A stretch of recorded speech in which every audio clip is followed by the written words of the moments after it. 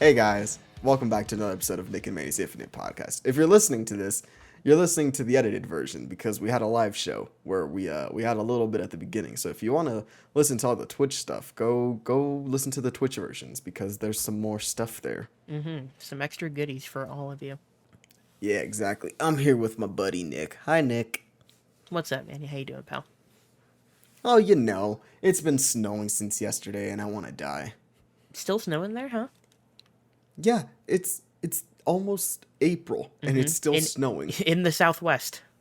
Yes, in the Southwest, and we're still getting snow. Yeah, I don't want to jinx us up here in Kansas because anything could happen at any time, but our weather seems to have taken a turn for the warmer. Today got up into the 80s, and it's very, very humid outside. It's about to be a big thunderstorm here, so I might have to leave and shut my bedroom window when that happens. Right now, I'm leaving it open because it's very stuffy in here, but until such time as that storm starts, that's the plan. And yeah, it's gonna be really hot in here, and it's gonna be kind of warm the rest of this week. But I'll take it over the snow days that I had like 2 weeks ago. Yeah, we had a pretty solid week of no rain or snow, and then they said, "Oh, guys, it's almost April. We forgot that they needed more snow." So we had snow yesterday going to today, and it's still gloomy outside, so it might snow again tonight, but it's not looking like it will. That's good. I honestly didn't really know it snowed in Arizona, and I especially didn't know it went into like late March. Yes, you're in where I live. Not to dox myself. It's pretty public, but not to dox myself. It snows pretty regularly, and even for us, we're like, why is it still snowing? It's kind of ridiculous. And then I go back home, and I can look at the weather for what it's gonna be like down home. It's gonna be like in the 80s and 90s. Just a couple hours away. And yeah, a couple hours away. And I'm sure if I go even more up north, it's gonna be more snow. But in general, we're all over the snow. None of us are enjoying it anymore. Yeah. It's April. Yeah, here in the Midwest, it feels like it's dependent on the year. Some years you'll have a lot of snow. Some years it's just going to be really bitter cold. Like last year when we had that cold front come through, and it affected Texas really badly in particular. We got it here, and it was like -20 here, like in the negatives at least for like a week. But I don't recall really having any snow last winter. This winter we traded that out for. I don't think we've been in the negatives at all, but we've had several big snowstorms in the last couple months. So it's usually a trade-off. We get one or the other. Oh no, it's supposed to rain again on Monday. Dang it. Yeah, it's supposed to rain as we do this. So also, if my power goes out, Manny's hosting, so the stream won't immediately die. Like the streams have died when my internet's gone out the last couple weeks. So Yeah. And we'll be able to talk crap about Nick. I'm Yeah. kidding. yeah, We yeah, won't. we'll be able to salvage the show this way, so we can at least upload what we have. Yes, exactly. I don't expect that to happen, but just warning you guys that there's a possibility. Anything's a possibility. Listen, Yeah. we said we were going to be at the top of the hour. We came 15 minutes later. That's just what happens Well, sometimes. to be fair, you weren't ready right at the top of the hour. You were waiting for something to be delivered, and I was like working on a little project right up until the top of the hour. I don't think I had even joined you until well after the top of the hour started. No, you joined me about 10 minutes later. Yeah, it was on both of us. We were both kind of slacking. Let's see. I can check exactly when. Okay, it was before 6 that I said I was ready. I think it was like 6:02, 6:03. Let's But see. still. It was right. What is the meal on deck, Manny? I mean, I had myself some more Jersey Mikes today, Oh yeah, you did. if that's what you're asking. Was that your dinner? Yes, it was. Okay. Yeah, it was a pretty early dinner for you then. If it's only at the moment 6:25 for you. Yeah, I ate it like an hour and a half ago, too. Yeah. Yeah, I had dinner a couple hours ago. I had some, oh, what did I even have? Oh, I had like orange chicken, like a store-bought orange chicken that I cooked up in the whatchamacallit, in the skillet. That's the word. The word is skillet. That's what I was looking for. Yeah, I'm by myself in the house this week and most of next week, and I am just a great cook, folks. I made spaghetti last night. I made fucking store-bought orange chicken today. I'm on a roll. Thanks, Elena, for the resub. Elena. We enjoy having you here. as always. Um. What? So What's some so people funny? are already discussing the Oscars in Oh, the are they? chat. If we want to just if we want to just jump right into it. Go ahead. All right. So someone says Dear Evan Hansen should have been nominated for Best Picture over West Side Story. That's my best friend We Jacob. disagree. Hi, Jacob. Hi, Jacob. Yeah, we disagree strongly. To quote, I have quoted Incredibles 2 multiple times to Nick, and he has never understood where the quote is from. But it's when Bob Odenkirk and his sister are talking about superheroes, and at one point he goes, "I disagree strongly." Um. Anyways, yeah, we don't believe in Dear Evan Hansen here. Yeah, it's a bad film. West Side Story, we neither of us love, but I think we can both agree. At its core, it's a good movie. At least it's incredibly well made. It's incredibly well made. The issue is that it's West Side Story. Yep, we are in total agreement there. Yeah, I was like, I think when the nominations first happened, you were mad about In the Heights not getting nominated. My argument for nominating West Side Story for stuff over In the Heights was that, specifically as it pertained to the categories, like, all the technical stuff that it got nominated for, and even the performance that it got nominated for, I would take all that stuff over anything that In the Heights had in those specific categories, even though, as a whole, I'll probably watch In the Heights more, and I enjoyed the characters more in that movie overall. In the Heights also isn't as long. If it's not, it's like like maybe 10 minutes shorter. Yeah. Yeah, it's like 10 minutes Yeah, what are you shorter. talking about there? But in my opinion, it goes by a lot quicker. It's paced yeah, I would say so too. way Except faster. they both have the same issue to me, which is that they start dragging it at the end, and the third act just won't wrap up to save its life. See, for me, West Side Story starts dragging once they get married. Like, everything from then on in, I'm like, okay, this is kind of dragging. The Officer Krupke song, I'm like, okay. Yeah, the song in the police this. station, I think you could cut. We talked about I Feel Pretty and how it's just in such a weird spot in that movie. Yeah, and I looked up Spielberg and Kushner, the writer, their justification for it. I get, but I just wouldn't have kept that, at least not in that spot in the movie. And honestly, I probably would have just cut it. There's a lot of stuff in this movie. I think you could restructure this movie and make it work better. But again, yeah, for sure. It's the same issue I felt with the original movie. Yeah, the biggest issue is that it's West Side Story. Yeah. Speaking of West Side Story, Ariana DeBose won Best Supporting Actress, which I'm happy about. Yeah, that started the night. I don't remember the other performances now because I took 0 notes before this episode, folks. So it's going to be a lot of me trying to remember things. So that'll be fun. But yeah, I don't remember any of the other performances she was up against except for I think Kirsten Dunst, who was the lead actress of that movie, but she was a supporting character overall in Power of the Dog, so that's why they put her there. I probably would have taken Kirsten Dunst, but I'm not mad about Ariana DeBose or anything. Yeah, I really can't think of anyone else either, because in my opinion, this was just kind of a weak year for performances or things that stood out in general. Yeah. Both of us have talked about how there wasn't really anything that we felt super strongly about this year. Yeah. I mean, I can... Specifically for, like, the nominations. I mean, even before that, we were like, we don't know what we would nominate in these specific categories. Yeah. Like,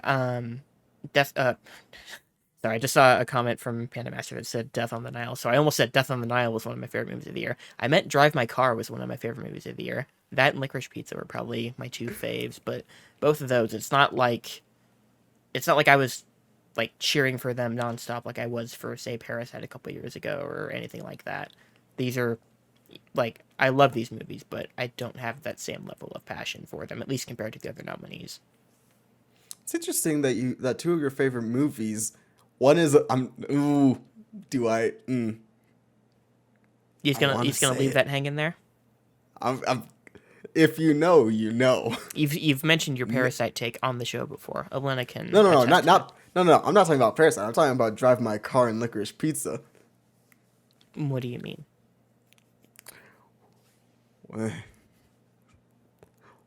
Okay, here we go.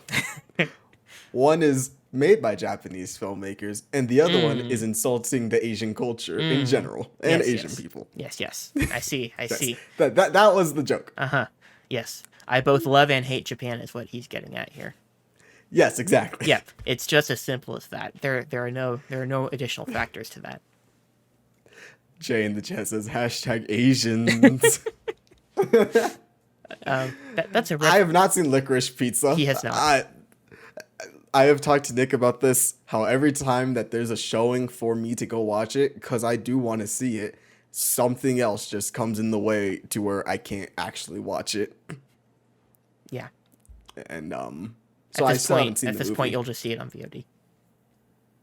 Maybe. We'll see if it goes streaming anywhere. Because right now it's $20 to own, and I'm like, I don't even know if I want to own it. I'm not paying to own it right now. I'll probably even wait to get the Blu-ray until Black Friday. Like, it's a movie I'm going to watch a lot, but I also am not in a huge hurry to watch it again, so I'll pay for it at a discounted price.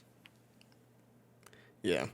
Ooh, watch Velocipaster instead. That is on our commentary list. We will get to that eventually. Friend of the show, Steph, sent me a TikTok about it this morning, too. I watched most of it a couple years ago, and it was a glorious experience. I've seen that one, Tsunamis, Sharknado. There's quite a couple. That's the only one I've seen. You ever seen Zombies? No. Velocipaster is the only movie of that ilk that I've seen any of, and even then I think I didn't see the last half hour. Yeah. We also have The Room on our commentary list as well. Oh, I'm so excited for The Room. Speaking about commentaries, guys, go listen to our Iron Man 2 commentary. Iron Man 2, we had a lot of fun with that one. We did. I listened back to pretty much the whole thing since it got uploaded a couple hours ago. Yeah, that was a fun one to do. That was an impromptu one because we're like, we have time. You want to just do it? And so we did. We did. And now Incredible Hulk is getting put on HBO Max soon, so stay tuned for that one. Yeah, which means we will actually be finally getting to that. It's the beginning of April, I think, April 1st. Yeah, it's in April. Okay, so that very well could be our next one. Bobby asking, is Zombies just Gen Z zombies? No, Zombies is a zombie outbreak that happens in a zoo. So all the animals are zombies and they're going after the workers. I'm actually intrigued by this premise. I might watch this film now that you mentioned it. Yes, it's not good. I'm shocked. But I was figuring when you said zombies, I thought it would have something to do with like a Zoom call of some kind. No, it's zoo animals. That makes more sense. I'm like, how do you turn into a zombie on a Zoom call? This is how my brain works, folks. I'm very tired. It's been a long week already, and it's only Tuesday. It is only Tuesday, but I feel you there. Yeah. We were talking about the Oscars. We were, yeah. At one point. Was there anything that stood out to you as a bad call? As like a winner that I was vehemently unhappy with? Yes. I mean, not really, because anything that I wasn't a fan of, I expected. So it's not like I was really disappointed in anything. Everything pretty much turned out the way I expected it to. Jessica Chastain winning Best Actress, like Isa Tammy Faye, looks like the kind of movie that would annoy the absolute shit out of me, and it looks like total Oscar bait. So of course they awarded that movie, and I'm never gonna watch it, but I'm not like mad because again, this is exactly in line with what I would expect them to do.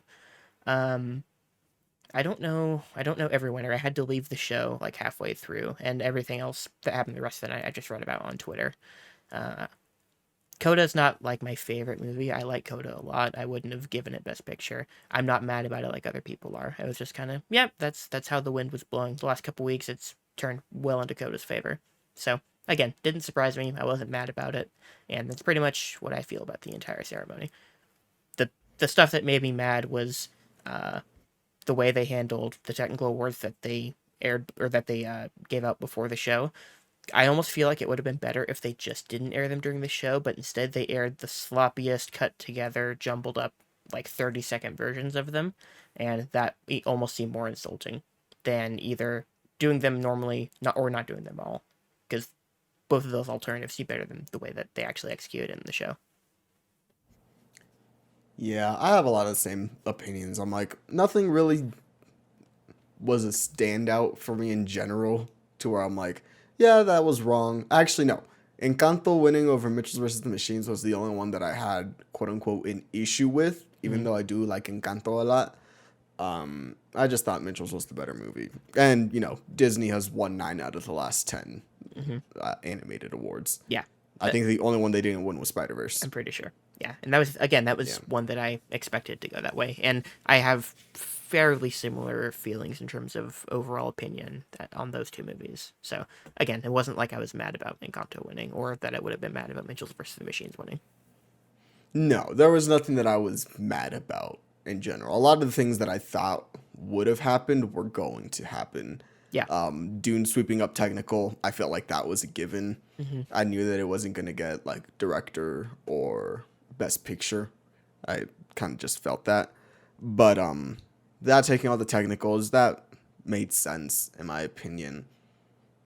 Will taking best actor was talked about a lot of when I heard like people talking about Will Smith's like performance, they're like, yeah, he's really good, so they'll probably give it to him as like his finally Oscar Hmm. over like some other people. So maybe like that was the other thing where I'm like, oh, okay, so it was his finally Oscar. Excuse me, sorry. Yeah, no, I kind of felt the same. It seemed even all the way back when that movie came out, like 4 or 5 months ago now, that's what it was going to be. And we had some other nominees come along, like Andrew Garfield got a lot of buzz when Tick Tick Boom came out. Denzel a little bit less so for Tragedy Macbeth, and so those seem like and Benedict Cumberbatch. Those seem like favorites. Javier Bardem seemed like the odd one out in that category as the person who had absolutely no chance. I think everybody else conceivably had a chance. But it seemed like it was Will's to lose. And everything happened on the night to make you think that he might lose it, and he still went up there and won it. Yeah, boy, did he win it. Hmm. I still haven't actually gone back to see that speech. Oh, it's something else. I've It's a heard. bit awkward. Yeah. Yeah. I think we've danced around it long enough. Go ahead. Nick, did you see Will Smith slap Chris Rock? Oh, I didn't really hear that much about it, so I haven't actually been able to see it that much yet. No one's really talking about it. It seems like kind of a non-issue to me. Mm, It doesn't seem like something that would really dominate discourse for several days or anything like that. So I haven't seen it. At this point, I might see it, but I'm not sure. I can't really comment on it, to be honest with you. gotcha. Yeah, it was really like a blink and you miss it moment Yeah. during the show. So, when we were on the voice chat, we all sort of didn't see it Hmm. until it was like about 2 hours later when everyone started tweeting about it. Yeah. When we all started actually watching it. Yeah, the thing about Twitter is that it's very delayed. People don't instantly go on there and tweet out of context about something you don't know what's going on yet. They definitely don't do that. I definitely didn't see hundreds and hundreds of tweets as I was browsing Twitter, not being able to watch the rest of the show, trying to figure out what was going on with a bunch of people saying, what the fuck just happened in different ways, and not actually talking about the event that had transpired. That definitely did not happen to me. Definitely not. Yeah, and it didn't happen to me where, like how if you're not in LA, you'll see a lot of LA people be like, whoa, was that an earthquake? Yo, was that an earthquake? Guys, I think I just felt an earthquake. So, like there will be those tweets. I definitely wasn't, watching them come through as everyone was like, bro, what is happening? Whoa, was that a slap? Was that real? Definitely was not experiencing that at all. Yeah. Yeah, Harley asks, Chris Rock was at the Oscars? That's the thing. I mean, it seemed like to have made such little impact that we don't really know. I can't say for certain whether Chris Rock was even at the Oscars, to be honest with you. I know he hosted like 6 years ago, but I really can't say whether he was there. Yeah, I barely saw anything. Hmm. All I can really say is that I hope both parties work it out and Hmm. move on from the situation. Yeah. Yeah, maybe both parties can enter the Speed Force, and we can all cheer for that. Number one moment, number Number one one cheer cheer moment movement in of like all movie time history. God, that countdown was is hilarious Barry to see. entering the Speed Force. Because okay, so at first we were all in the voice chat watching that unfold, and we were like, okay, so I guess it's all time because they started with Matrix, and I don't remember what Then number. they went to Dreamgirls. Dreamgirls, that's right, and then it was Endgame, which is like, yeah, I get that, and then the last two were 2021 releases. You had the No Way Home scene, and then you had the scene from the Snyder Cut. So it ended with 2021 stuff, and I was confused. It's like, is this all time? Is this? It was just weird. And It was very weird. I didn't know that was happening. I knew the movie, whatever they were calling that award that the fan voted movie was for. I didn't know that cheer moment thing was a thing until it happened. Because there was I remember them saying that they were doing two of them, like that they were gonna be doing the best cheer moment and then the best movie, like fan favorite movie or Okay. whatever. But I was under the assumption that they were both 2021. Yeah. And it's very sad because Malignant was robbed. Listen, guys. Malignation rises up, okay? Malignant was the best movie of last year. It had the best jokes. Okay, it was very suspenseful. Had the best best jokes. moment with the chair. Listen, man, you telling me it's a cancer? We need to cut it out. Is it a good joke? She's about to get her cancer sucked. You can clip that one out. Okay. Yeah, we did a Malignant watch along after the Oscars. That was fun. I went to, Oh no, Malignant is awesome. went to bed way too late. I that mean day. that genuinely. Yeah, I'm That should totally have with you. been the fan.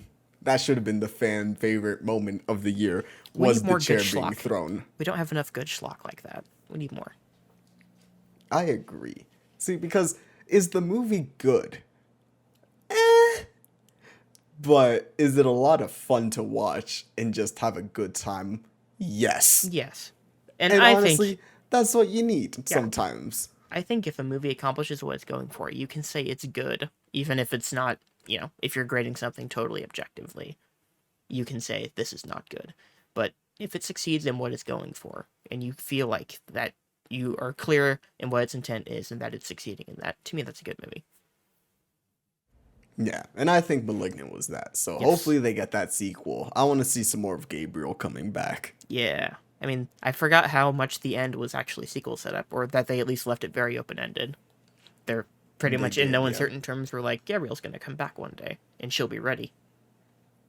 She will be ready. It's gonna, you know what? We'll get one in about 20 years, and it'll just be called Malignant again, but it'll be Malignant 2041. And then yeah, Gabriel will come back.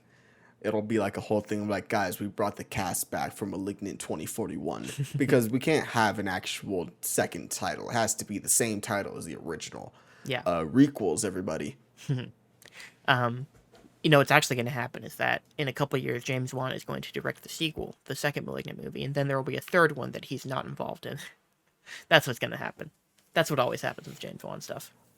But we're going to get a prequel to Gabriel because little did you know that he was a spirit that gets a bunch of other people involved as well. And it's going to become the Malignant Cinematic Universe, and it'll be called James Wan's MCU. I like this. We're predicting the future here and now. Guys, we're great producers. Yeah. Well, you're It'll a be producer. called Gabriel. That's right. Gabriel. I like that title. I can go with that title. Before we get too far past it, Jacob asked, what's your favorite Best Picture winner of the last 20 years? So that's going back to 2001, which was Beautiful Mind. Oh, you want to go to 2001? Well, just Okay. picking your favorite of the last 20 years. That's 20 years ago. The 2001 movies. I was going to say Social Network, but it didn't win. Didn't win. So then I'm going to go with Return of the King. That would probably be my answer. Return of the King, Parasite, Moonlight. Trying to think. No Country for Old Men's probably not my number one, but it's up there. Hurt Locker, Argo, 12 Years a Slave, The Artist, The Departed, No Country for Old Men. Crash is your favorite, clearly. Oh yeah, you can check my letterbox to see how much I love Crash. Million Dollar Baby, Chicago. Those Yeah, are haven't the seen ones those that two. last. Departed would probably round out my top 5 if I'm doing a top 5, which at this point I've named enough that I think I have 5. Spotlight's also really good. Shipwater I like. I don't really have any strong feelings about it.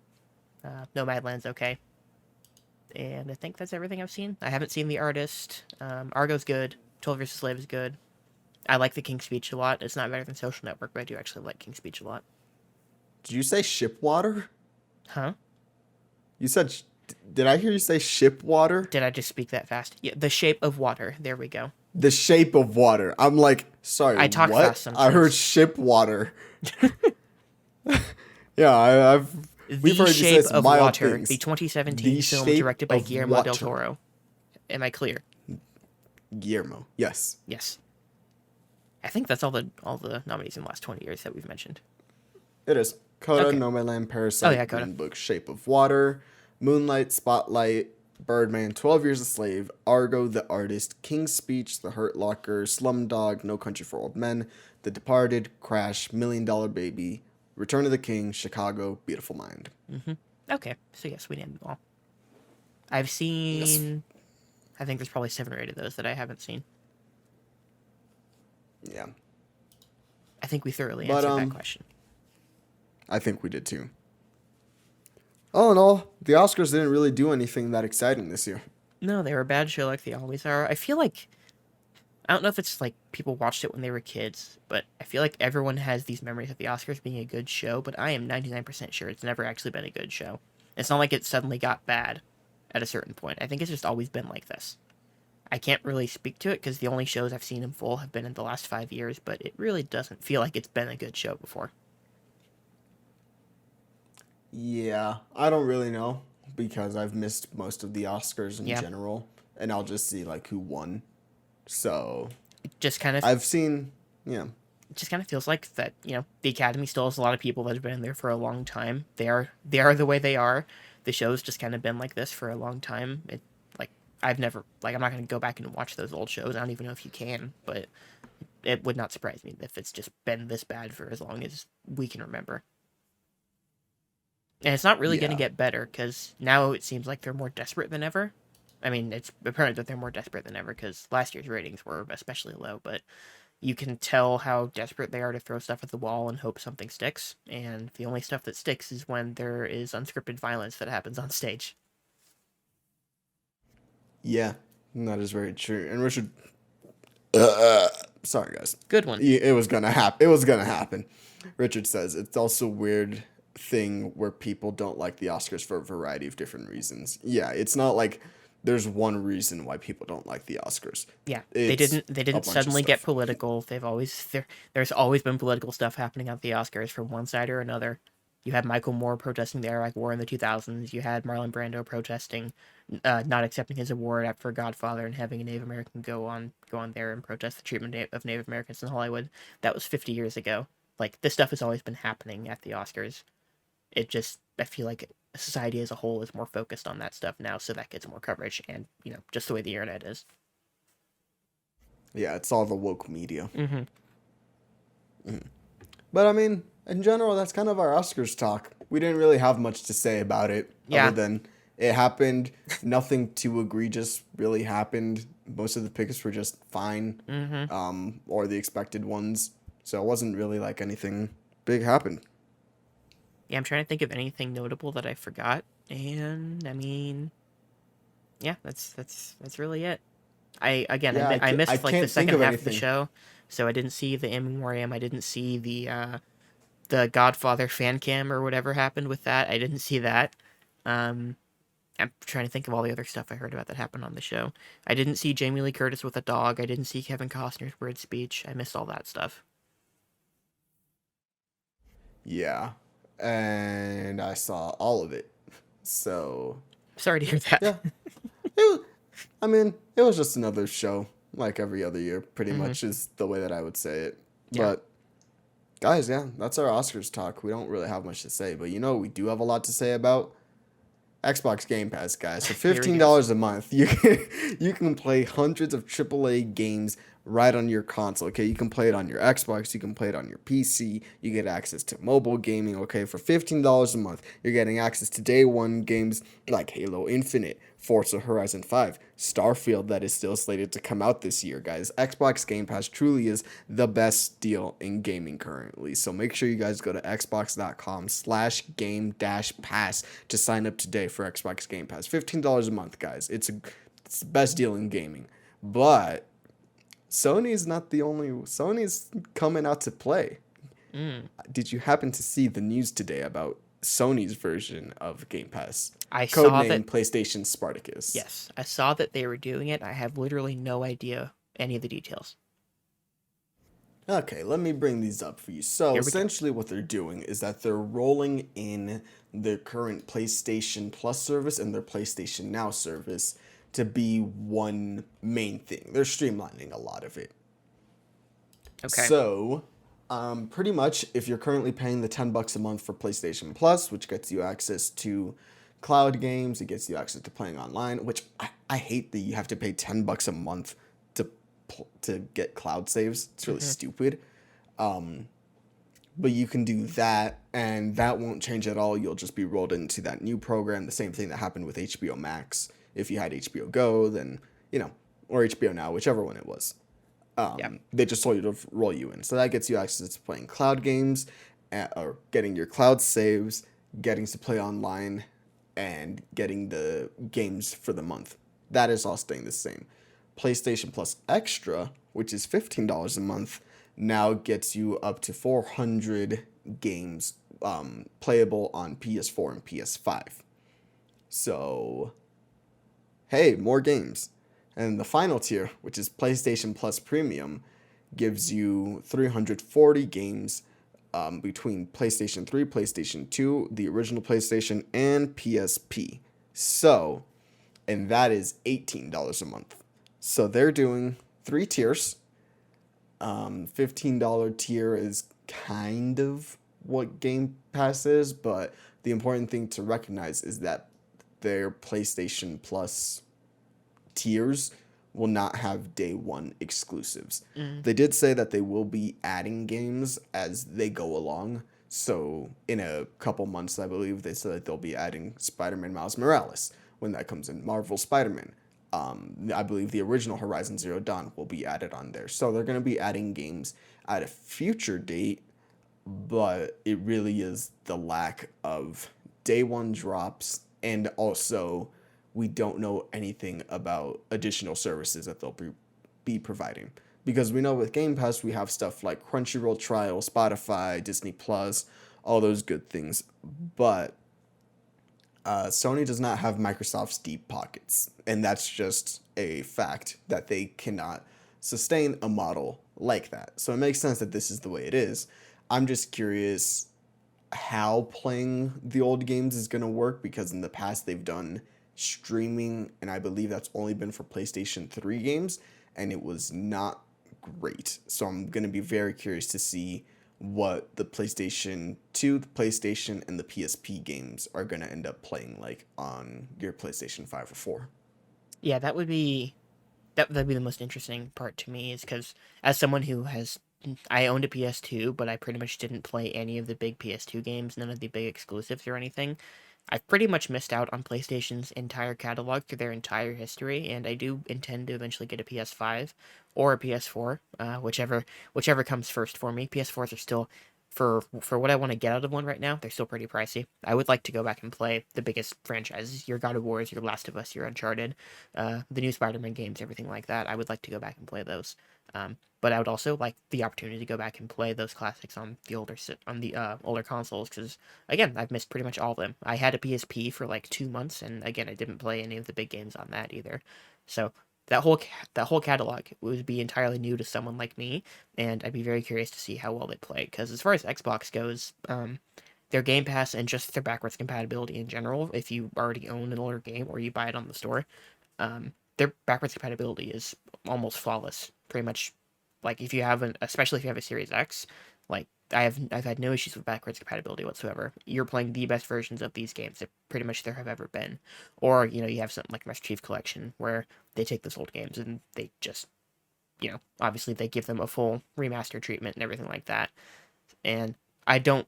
I'm curious if that amount of love and care will be put into the PlayStation games, because it feels like backwards compatibility in general is something that Xbox has invested a lot of time and money into in the last 5-6 years, and PlayStation hasn't put nearly as much into that in that time frame. So that's the part I'm most curious about. It's also interesting to me that you don't have to pay $50 a year to play those games. What do you mean? I was talking about Nintendo, and then I was thinking Oh, in my head I was thinking $50 a that's month. right. It's $50 a year versus like $18 a month, but you also get the other stuff in there, so it works out, I Yeah, guess. Nintendo is the worst of them, in my opinion. Well, I don't know. It really depends on your attachment to the franchises and Yeah, stuff. it's Because they it's do, also because Nintendo's at a lower price, but at the same time they do things way cheaper and more half-assed yeah. than say like a Sony or Microsoft. So it's kind of dependent on what your tolerance level is for all of them. Yeah, I mean, you're paying what, $216 a year for that full $18 a month membership, whereas you're paying $50 a year for Nintendo, where you get NES, SNES, and 64 games, and probably more in the future. Plus, all their DLC, their main DLC, and all that. It just depends on what you value. Like if you're someone who plays your PlayStation a lot month to month, and you want to play those older games, I'm sure there's good value in that. I think there's good value in Game Pass Ultimate for $15 a month, and I would personally get enough out of my Nintendo subscription to make that worth it. But value's in the eye of the beholder. It's different for everybody. Just depends on what you want to get out of your games. Someone like me, I think, and I'm only going at this from my own perspective, obviously, but someone like me, I feel like could get a lot out of this PlayStation service, assuming it's a good service. Which I don't know what the reputation is for backwards compatibility, but I know it's not as strong as Xbox's has become. Yeah, that's definitely like a selling point, I guess, would be like, oh, if you haven't played all these games, it's a good back catalog. But the other thing, at least for me, is that, hold on, is that they don't have an actual like backwards compatibility system built into their console. Like you can't put in a PS3 or PS2 disc into your PS5 and have it play games. Like you're just dependent on when they will or won't get taken off of the service, Yeah. and that's like up to them to decide. So like I say, guys, I like physical media for video games specifically for these kinds of reasons, Hmm. because you never know when they're just going to get taken off of something or no longer be available for purchase. Yeah, So, which is, that's a drawback of Game Pass, is that they will do that from time to time. Even I think some EA games I saw are getting taken down off Game Pass, which I find interesting. Because mhm. I think it's Madden 20 that I saw that's getting taken down, which is obviously been on EA Play for a couple years now, and every other entry in the series I think is still on Game Pass through EA Play. So stuff like that is bizarre to me. I don't know what the weird licensing deals are for stuff like that, but stuff can get taken off those services willy nilly at any old time for any old reason. So if it's something you really care about, I think investing in ownership is still the way to go.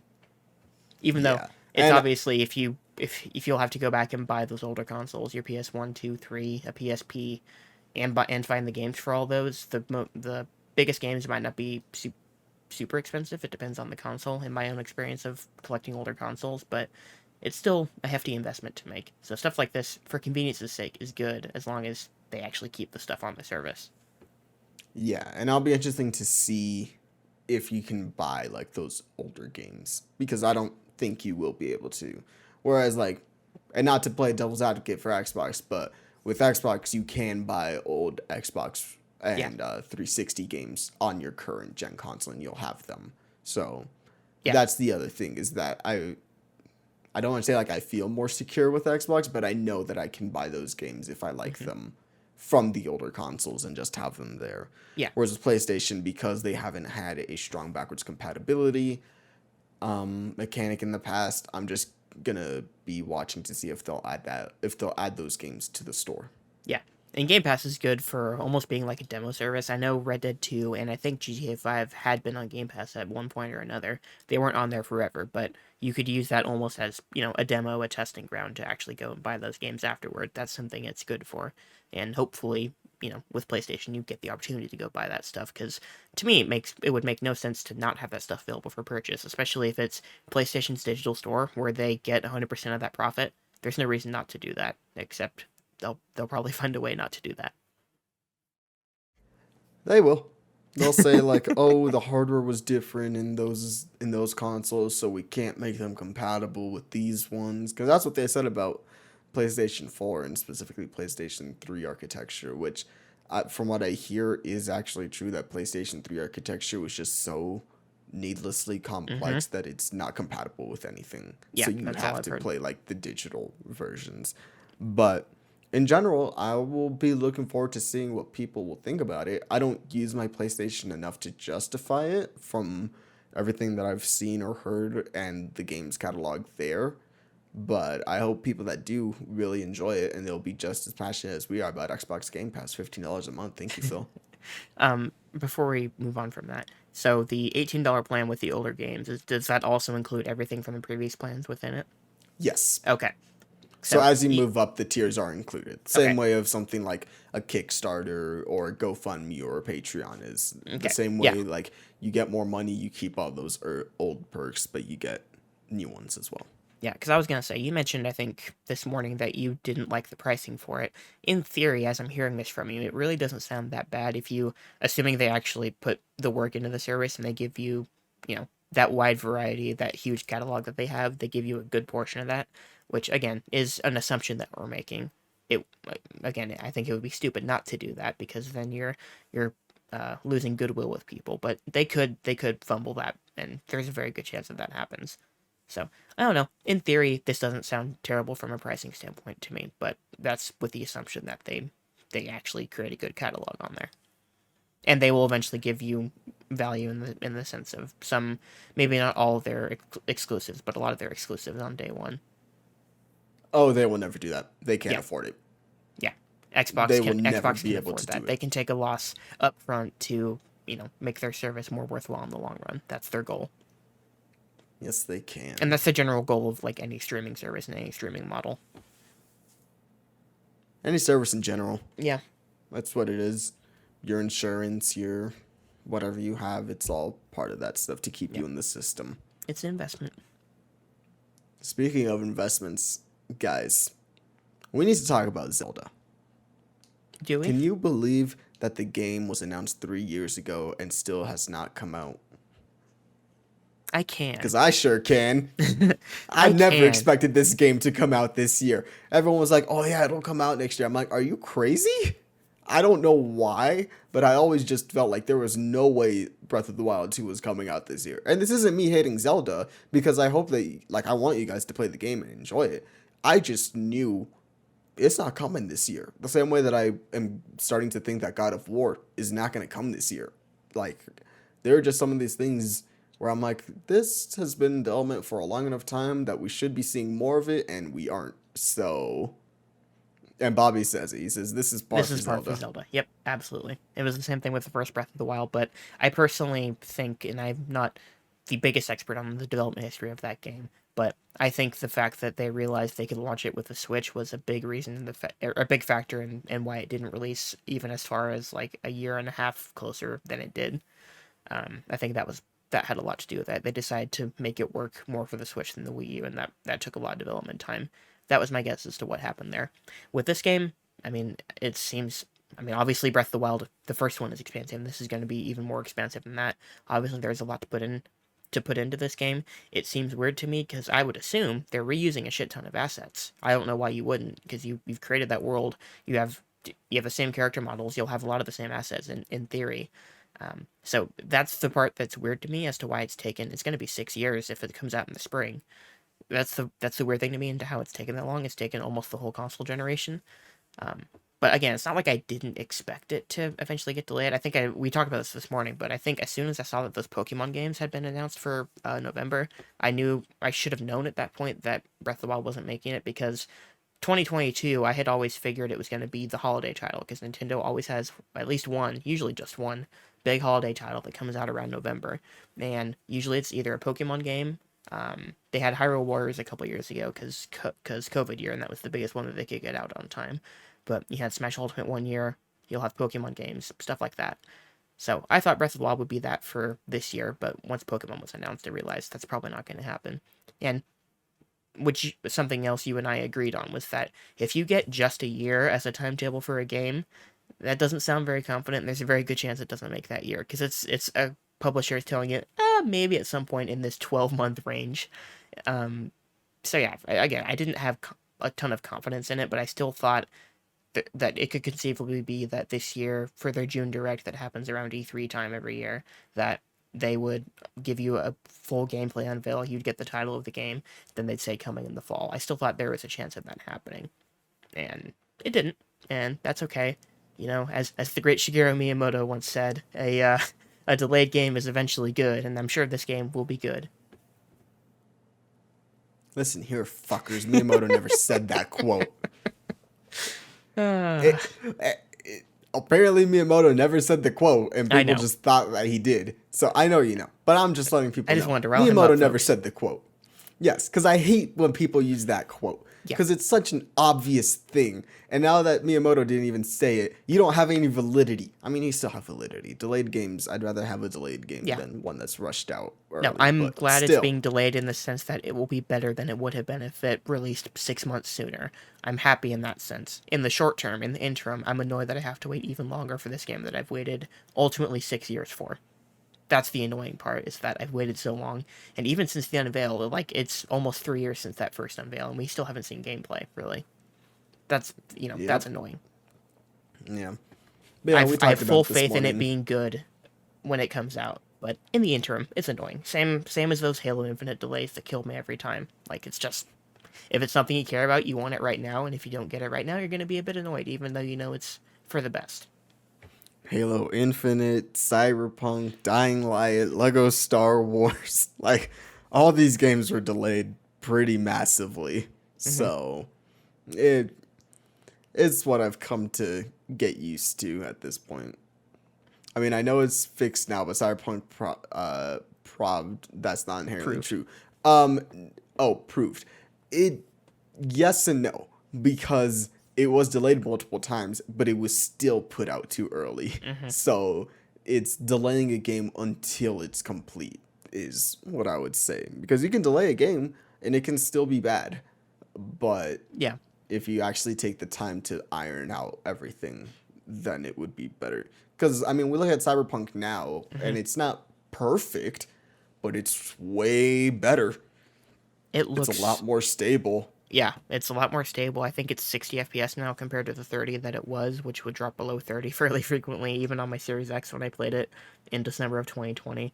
It's just a much cleaner experience now. Like, it looks fantastic. The character models look significantly better. I've encountered far fewer bugs. I still have the occasional bug, the same bug that I had when I first got the game. But yeah, like, this at this point, it's a complete game. It it took an extra 15 months or whatever of polish before they had that. And obviously, if you have last gen hardware, then it's not going to work for you. But if you have a good PC or a Series X or a PS5, then you're playing a good version of Cyberpunk at this point. Yeah. So, in a sense, it proved it both right and wrong Yeah, because it was delayed and it still came out bad, and because it should have been delayed yeah. more, which is Realistically, they just, should have been upfront with the fact that their game had become too big for the hardware that they had been making it for, and they should have just focused all resources into making it for next gen at a certain point. Even though, like, when it was supposed to come out, those consoles had just come out and no one had them yet. Like, and still you don't have that many people that have the next gen consoles, but especially at that time, like, that was the only way they were going to make money was if they sold it for last gen. So they made that scummy decision, and it cost them. yeah. But in general, we want games to be good. Yeah, And I like good things. me too. We've had a couple good things this last weekend. You and I both played our own individual games this weekend. Yeah. So I'll go Who first wants to since start? I You have want to less to start? say than you do. All right, go ahead. So I have played the new big Nintendo release of this month. It is Kirby and the Forgotten Land for the Nintendo Switch system. So this is the first Kirby game that I've ever played, pretty much outright. I think I played like 10 minutes of one of the SNES games on the Switch Online app, and I have pretty much my only Kirby experiences in Smash, basically. So this is my first Kirby game. It's the first Kirby 3D platformer Kirby game, and I am on the second world. I don't know how many worlds there are. I am 8% in my total progress. I've gone back to get the extra collectibles and a couple levels already. I'm a couple hours in, and I'm very much enjoying it so far. It's not the level of polish or quite as smooth as something like Mario Odyssey is, which I still think is almost perfect in terms of how it feels to play. This is not totally that, but this game does feel really good to play. You can do a lot with Kirby. The combat is very simple and it's extremely easy, and there's actually an easier mode that I didn't pick. I don't remember what the two modes are called. Mouthful mode is not a game mode. It's not a game difficulty either. That's just when you can swallow up a really big item. It's mouthful mode is what it is. That's not an actual difficulty, but I'm playing on the regular difficulty, and the game is still stupid easy. I haven't died once, and that's I like games to be challenging, but also this game is just such a breeze to play through, and it's so enjoyable. The music is great. It looks really nice. There's just a fun vibe to the entire game. So even though it's extremely easy. I'm definitely enjoying the ride so far. Um, they do reuse the music pretty much. You know, you have different worlds, and you'll have say 6 to 8. I don't know how many total, but around that number of levels within the world, and they pretty much all use the same music in the world, which is pretty annoying. It's something I've come to expect from, Nintendo platformers. If you play the old 2D Mario games, you'll pretty much be hearing the same music for an entire world until you move on to the next one. That's just how it is. So that's a bit annoying. The music is good for what it is, but it's already becoming overplayed to me, which is unfortunate. I see what you're putting in as the new thumbnail. I like it. Um, yeah, I'm very much enjoying it so far. I'm still in the early stages, but you and I have been excited for this game for a long time, and I hope you can play it soon because it's a breeze. I think you'll have a blast with it. I'm having a blast with it, and that's really all I can say. Yeah, Kirby games has never been challenging in general. So No, this seems especially I easy kind even of by Nintendo standards. yeah, I kind of find that argument to be not like weird, but sort of I have the opinion of, have you ever played a Kirby game? Like I they aren't. haven't. That's the thing. Well, I know that you haven't, but I mean, like, there's some other people where I'm like, I mean, it's Kirby. It's not the most challenging game in the world ever. It's very much a like baby easy game that you just meant to enjoy, Yeah, and that's sort of what I expected in general. yeah, And to hear you say like it's a breeze to play through, I'm like, cool, that's good. That's what I kind of want from a Kirby game. It's just something that I can sit down, not think too hard about, go through, have a blast, and that's what I kind of wanted this game to be. yeah. So hopefully, I do get to play it. But I've had my time filled with a specific game in general this last weekend. Go ahead. The floor I is have yours. been I finally played and completed Tiny Tina's Wonderlands, everybody. Yes, thank you. Hold your applause. I know, I'm a legend. Completed it in a weekend. It's not that long. But what can I say? It's more Borderlands. It in the simplest way of saying, it's Borderlands with a fantasy D&D coat of paint, and instead of abilities, it's spells. So yes, Nick, I see your message right there. Nick says, okay, guys, I'll be back in 20 minutes when he's done talking about this game I don't care about. Hey, Yes, that's 100% true. I'm sure you guys are sick of me talking about it, but it's fun. And it's just one of those games that I like being a game. Because something like a Naughty Dog game like Last of Us or Uncharted. Uncharted, There you go. yes, Uncharted, those will be games that are much more cinematic and bombastic and trying to get at your heartstrings and emotions and let's make this like a movie that you play. And I'm like, what if we just play a game? That's what I like about this, is because it's wears all of its influences on its sleeves. It's Dungeons and Dragons. It's playing video games with friends. It's making toys with friends, like playing with action figures. It's creating wild stories as a kid. It's making unicorns princesses that rule over lands with dragon lords, and you're fighting shark dogs, and you have all these spells and guns. It's just fun and enjoyable. And I played it both co-op and solo. I played maybe 50-60% of it co-op. The rest of it was solo. And I think it worked well both ways. This wasn't like Borderlands 2 where I was kind of just dying to play with other people. Mm-hmm. This is one where I can see myself playing with other people and having a better time, but I just really enjoyed the world. I liked the characters. I liked the guns in this one.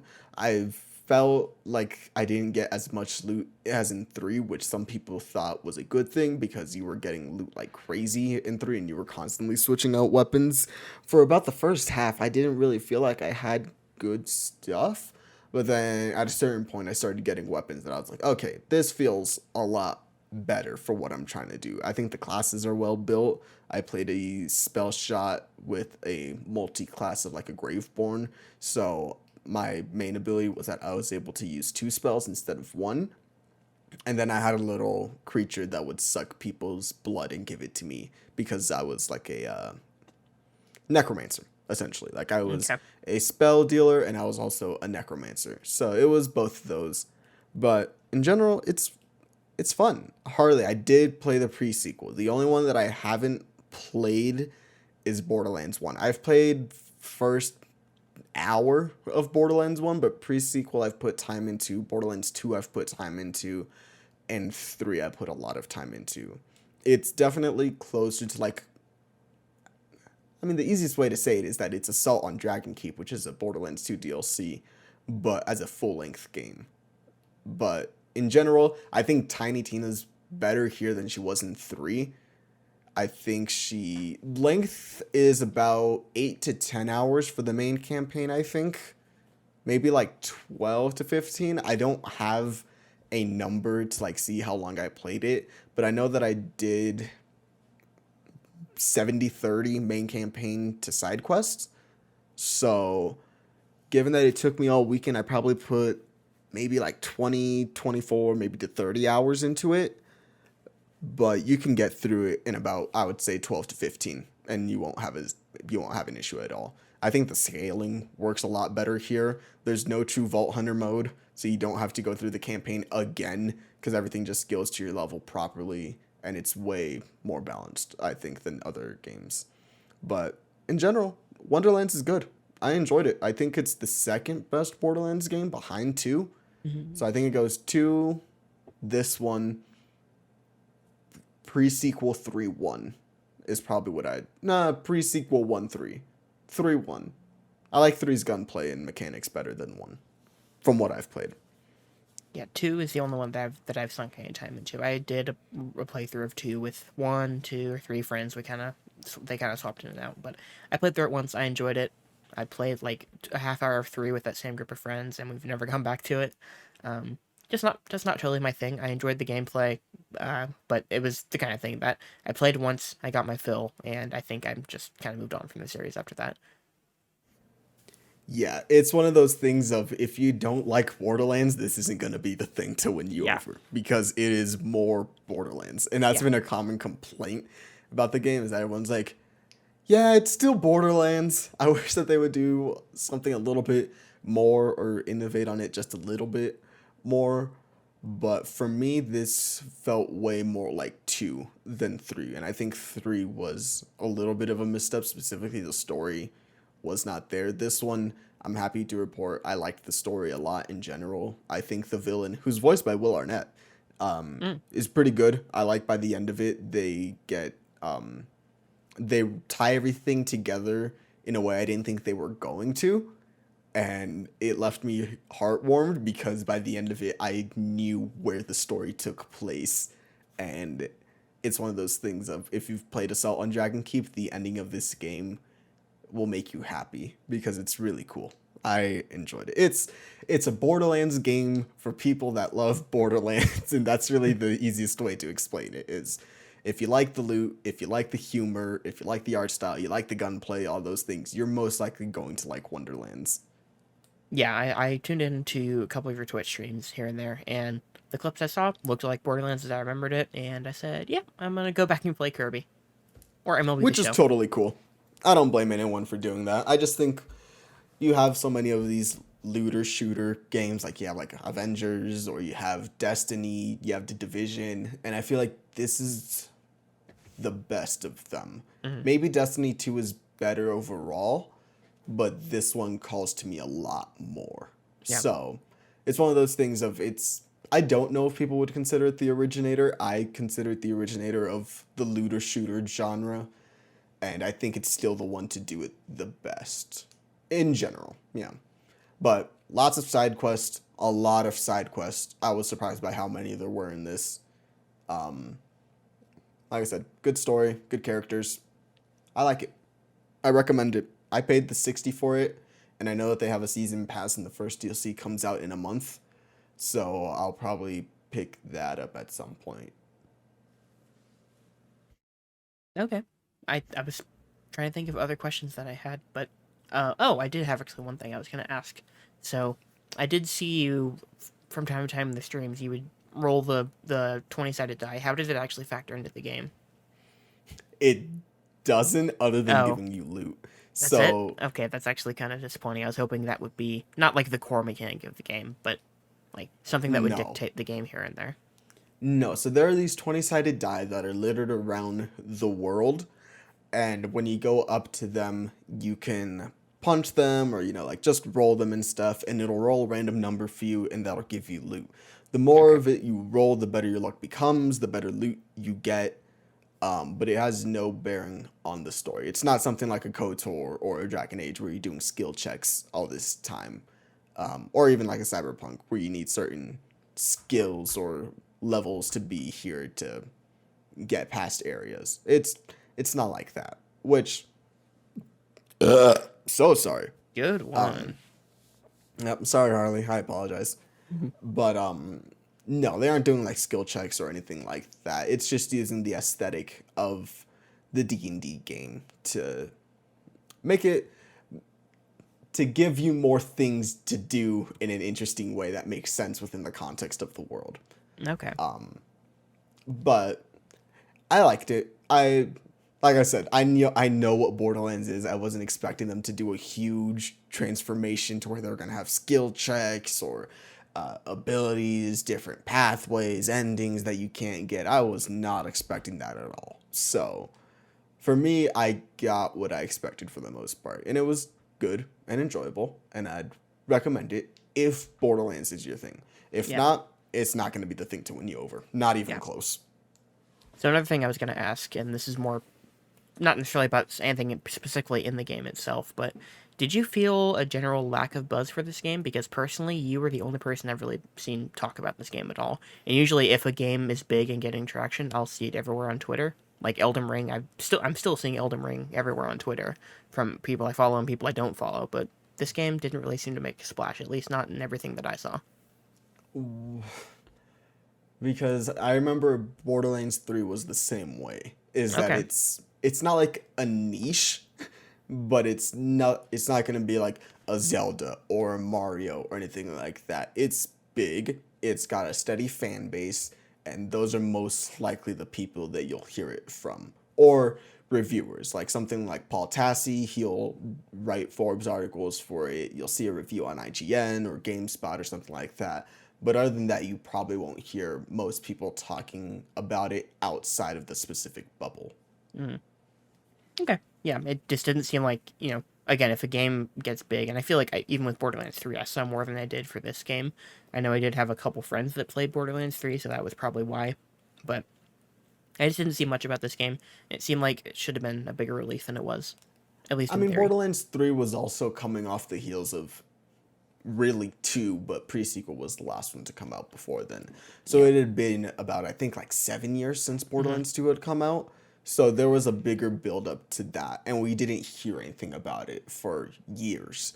Whereas with Wonderlands, it was announced, I think, last year. Yeah, it was announced last year, Hmm. and since then we've had constant stuff come out. So I'm sure that it was just one of those things of like, oh yeah, it's here.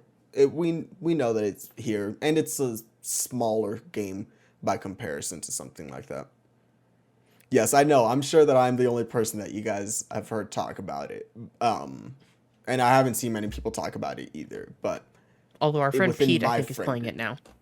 yes, Pete is playing it. I'm trying to convince friend of the show Max to play it. So I'm sorry, he called him friend of the show Max again. I think I I do it made every time. I made the joke a couple weeks ago that his first name is friend of the show and his last name is Max, because Yeah. that's the only way Manny refers to him on here. Yes, I only call him friend of the show. I mean, I say like friend of the show Steph or friend of the I show know. Edith. I do that with everyone. Yeah. But yeah. I like I said, if you like Borderlands, you'll like this. If you don't, you most likely won't because it's not going to do anything to revolutionize the world. Yeah, it kind But of you seemed know like what it just. is? What we got? Lego Star Wars 2 Oh, next I week. knew Lego it as Star soon as Wars. I asked. Yeah. Lego Star Wars Skywalker Saga is next week. We're And both playing that. we will be both playing that. I'll be playing it on my computer. I think you'll be playing it on your Xbox. I will. I could get it on the Switch, but why would I do that? Ew, no, that's so gross. I'm sure it plays perfectly fine on the Switch. That's the kind of game that I imagine won't be super demanding on the Switch. If obviously it's not going to be the best version of the game, but I think that's something that's not so demanding that it can't work on the Switch. You have not seen that Oh, okay. gameplay, have you? The game is looking to be pretty taxing compared to the other games. I'm not sure how this is going to run on Switch, all things considered. I'm going to be looking for that to see because I'm always interested to see how things run. Yeah, But because that's one I where get I'm really going to be fascinated interested. with what does and doesn't work on Switch. Because some, like I heard, Witcher 3 actually works really well on Switch. They obviously had to downgrade it visually quite a bit to get it to that point, but the fact that a big game like that can work on the handheld of the Switch is super impressive because the hardware is fairly limited. So Yes, it is. when something actually does work, I'm just fascinated by it. So I'm always Yeah, curious it'll when they be try a up. big new game like this. And even the same day, MLB The Show 22 comes out on all consoles, including Switch this time, which it didn't last year. So that I'm especially curious because I don't think it's going to be a cloud edition like they've been doing. I think it's just straight up going to be that game on the Switch, and that I cannot actually fathom. Oh, I've seen it run on the Switch. Not great, Bob. Oh, yeah, that's one to say it. It's To just it's just funny because it's one of those things where it was the same thing with the Wii. No one wanted to make games for the Wii, but the Wii sold 100 million. How could you not at least try and cash in on that? It's the same with the Switch now. Switch is outsold or very close to outselling the Wii, so they have to put stuff on Switch because that's such a big market that they just, even though I think most of the Switch fan base either has other consoles or absolutely will not be getting other consoles and they don't care about those games. I feel like that's pretty much the two areas that Nintendo fans fall into. So I don't know how much that's actually going to affect the bottom line if you port your game to the Switch, but everybody feels like they have to. Yeah, and this is one that, and I sent you a photo of MLB on the Switch. Ooh, that N64 game looking great. Yeah, it is very rough, but in general, yeah, I'm gonna be interested to see. Yes, Jay, because I took a screenshot. Um, Oh, I didn't I hear will that. be interested to see how it'll run on Switch because even something like Lego Marvel Superheroes 2 does not run fantastic Okay. on a Switch. So, comparatively, a much bigger game, a different engine, way higher graphics compared to the other ones, much more ambitious with the hub worlds and all those other things. So, I'm curious to see how that'll run. I don't think Digital Foundry will do a video for it, but if they do, I'll watch that and I will report back because I love Digital Foundry and what they do over there. Mm. But yeah, that is next week. That is a week away from us as of this recording. Yes, it is. I will have class next Tuesday, but as Oh. soon as that is done, I will be coming here and I will be playing. I mean, I'll actually be playing the night before and staying up like a degenerate. Like I Yeah. did with Wonderlands, I did the same thing. I will be doing that with Lego Star Wars, but then I will also come back after class and pretty much just try to play that all day long. Yeah. It'll So be a I very might do busy a stream couple for it. weeks. Yeah, I was Yes, gonna it's say, gonna I be was about to say busy. it'll be a very busy couple weeks of Twitch because we'll have that. I'll probably be playing MLB 22 the show. We might have a special guest for MLB. We'll see. We'll see how that works out. But yeah, two new games dropping on the same day that I'm interested in both, and I'm also interested in one of them, which you're not as much, but we have plans for Oh, MLB. MLB. Yeah. I mean, I like MLB the show. Hmm. It's one of those things of like, I wish I was better at it to play it more. Yeah, But I put in the time that I'm not good, but I put in so much time that it feels unfair when I have to play you in a regular game, which kind of sucks. yeah, I don't care. I always I do. I always I say want it to like be I to cheat be you fun out, and back like you and cheat forth. me out of games and stuff. But at the end of the day, I don't care. It reminds me of like middle school and going to friends' houses and playing it and getting destroyed either way.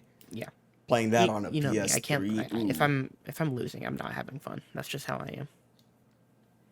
Yeah, but I mean, like we also do modes like home run derby or stupid stuff like that. So Yeah. either way, it's fun. Lego Star Wars next week. Also next week, because I can't see it this week, is Everything Everywhere All at Once. Mm-hmm. Yeah, I'm April so 8th is the mad. wide release. It is the wide release. It should have been last week, but it was a limited, so we couldn't go and actually watch it. Yeah.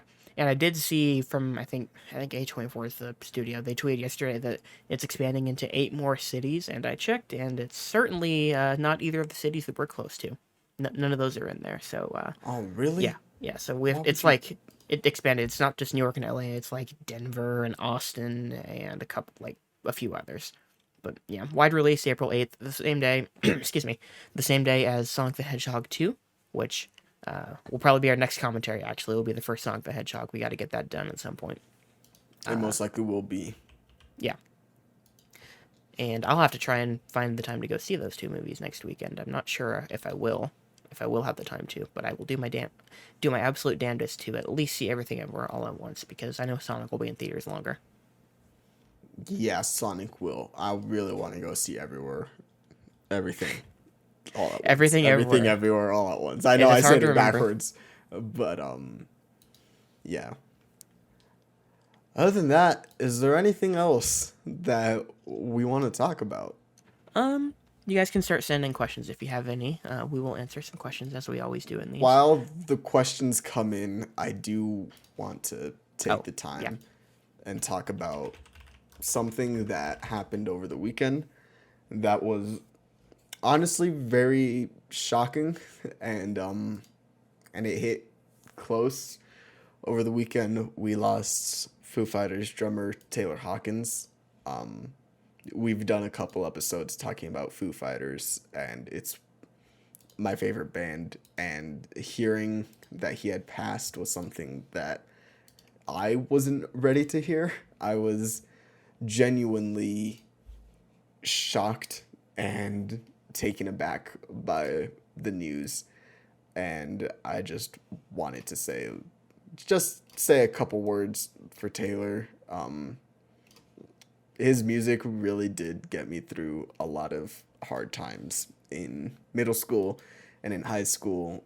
The music of Foo Fighters has stayed with me since I heard them 10, 11 years ago for the first time, which I know doesn't sound very long for people like Bobby or people that grew up listening to Nirvana and then going to Foo Fighters. But for me, that's a long time to be listening to a musician. So hearing about his passing was something that hit really hard, and I know that it hit hard across the entire world, and it just proves how awesome of a guy and musician he was. And the common thing that I was seeing was to be a drummer with one of the greatest drummers in the world and to outshine them or to stand toe to toe with them and never feel like you're in the background or the shadow of them proves something about your musical talent. And Taylor was just always a fantastic drummer, a light to so many people, and it's gonna be very hard to hear Foo Fighters songs knowing that he's passed. So I just wanted to take a couple minutes to talk about that. Yeah, no, I don't have the amount of time spent with them in my life as a major factor as you do.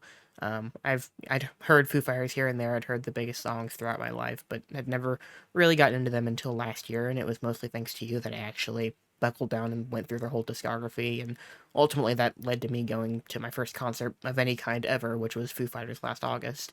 And still didn't really know who anybody else in the band was when I walked in. When I walked out, Taylor was the person that I was remembering because he took over on vocals and he sang Somebody to Love as he would always do at his shows, and that was some of the most fun that I had at that particular show, which the show as a whole was one of the best experiences of my entire life. And he was someone who took the attention away from Dave and made that song his own and left an impression on me as I walked out of there a much bigger fan than I walked in. And since then, I've gotten more and more into their music. I'm more acquainted with everything. I read Dave's book, which, if you guys have seen the passage in Dave's book talking about Taylor, when I read it a couple weeks ago, it was profound to me then, and it's obviously more profound now, seeing someone like Dave, who has now lost the second best friend in his life that he's lost. Actually, his third, because his childhood best friend also passed away, I think like 10 years ago. So Dave's been through a lot. I can't imagine how he's feeling right now, but seeing how much he cared for Taylor. Taylor's been there, not since the very beginning. I think Color and the Shape, their second album, was when he showed up, but he's been there essentially the entire run of the band, as it's been a band, because the first album was Dave doing everything himself. So he's been there basically since the formation of it as a true band, and it's been 25 years now, and it's just wild to me that you and I had never seen them before, and now, looking back, we caught them at the very end of an era, basically. You especially, because it's only been a couple weeks for you since you saw them live. Just kind of shows you how fleeting life can be and how suddenly stuff like this can happen. And we don't need to get into the cause of death or anything like that, but it was just, obviously he was 50. He's just a couple months older than my dad. It was just sudden. It was heartbreaking. Obviously, I think they announced today that they're postponing all their current tour dates. No idea when they'll be back. Obviously, it'll take some time, and hopefully they can come back in whatever form they choose to come back in. Um, but yeah, it just sucks. Even as someone who's not as experienced with the band and hasn't followed music in general for nearly as long as everyone else, and just seeing the outpouring from people in the entire industry that I didn't even know knew him. Um, that was powerful. Just kind of seeing moments like this when people can come together as a community, and you know, it sucks, but at least we got to see people come together, and at least you and I got to see Foo Fighters as they were perform live before. Everything has to change for them in whatever form they may take in the future. But yeah, it's a shitty loss. Obviously, again, doesn't affect me as much as other people because I don't have that experience with them. But it shocked me when I saw it, and it just sucks that he died so damn young. Yeah. And Harley says, like, even as someone who hasn't dived much into Foo Fighters, the guy was touring drummer for Alanis Morissette's Jagged Little Pill, which makes him a legend in my book. 100%. Like, he was a drummer for Alanis. He had his own stuff going on. Obviously, he drummed with Foo Fighters. So he was a very multifaceted man. And I don't want to talk about cause of death because, in my opinion, it's not important Yeah. because that's not it's not who he was. Like, a cause of death is just one little blip in the extended life that you live. And hearing everyone say all the good stuff that he was, that's the only thing that matters, in my opinion. He was a father, he was a husband, he was a musician. And I think it's him that has a quote where he says, like, I'm a musician, I'm not a rock star. Because he was taking it very seriously every step of the way.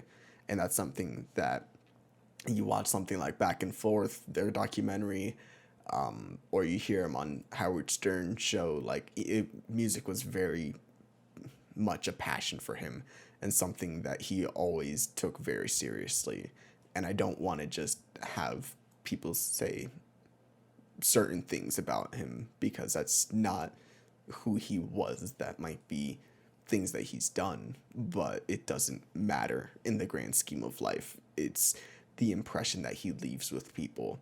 And I was seeing stories of, like, a little girl who was saying that he was, like, her favorite drummer. He got her into drums when she was very young and she was playing outside the hotel, and he came down and he took photos and he, like, was just hanging out with her. And those are the things that really I just love hearing about people in general.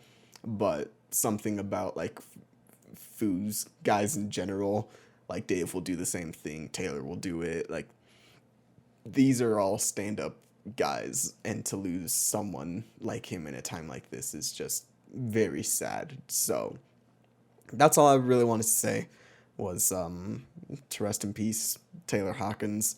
He's a legend. He's always gonna be a legend. And yeah, guys, go listen to Foo Fighters music if you can. If you can't, I completely get it. It was hard for me, but keep him in your memories, especially when you listen to music, because he was very much an influence to a lot of people. So that's really all I wanted to say on this topic. Yeah, I don't have anything else to add as far as that goes.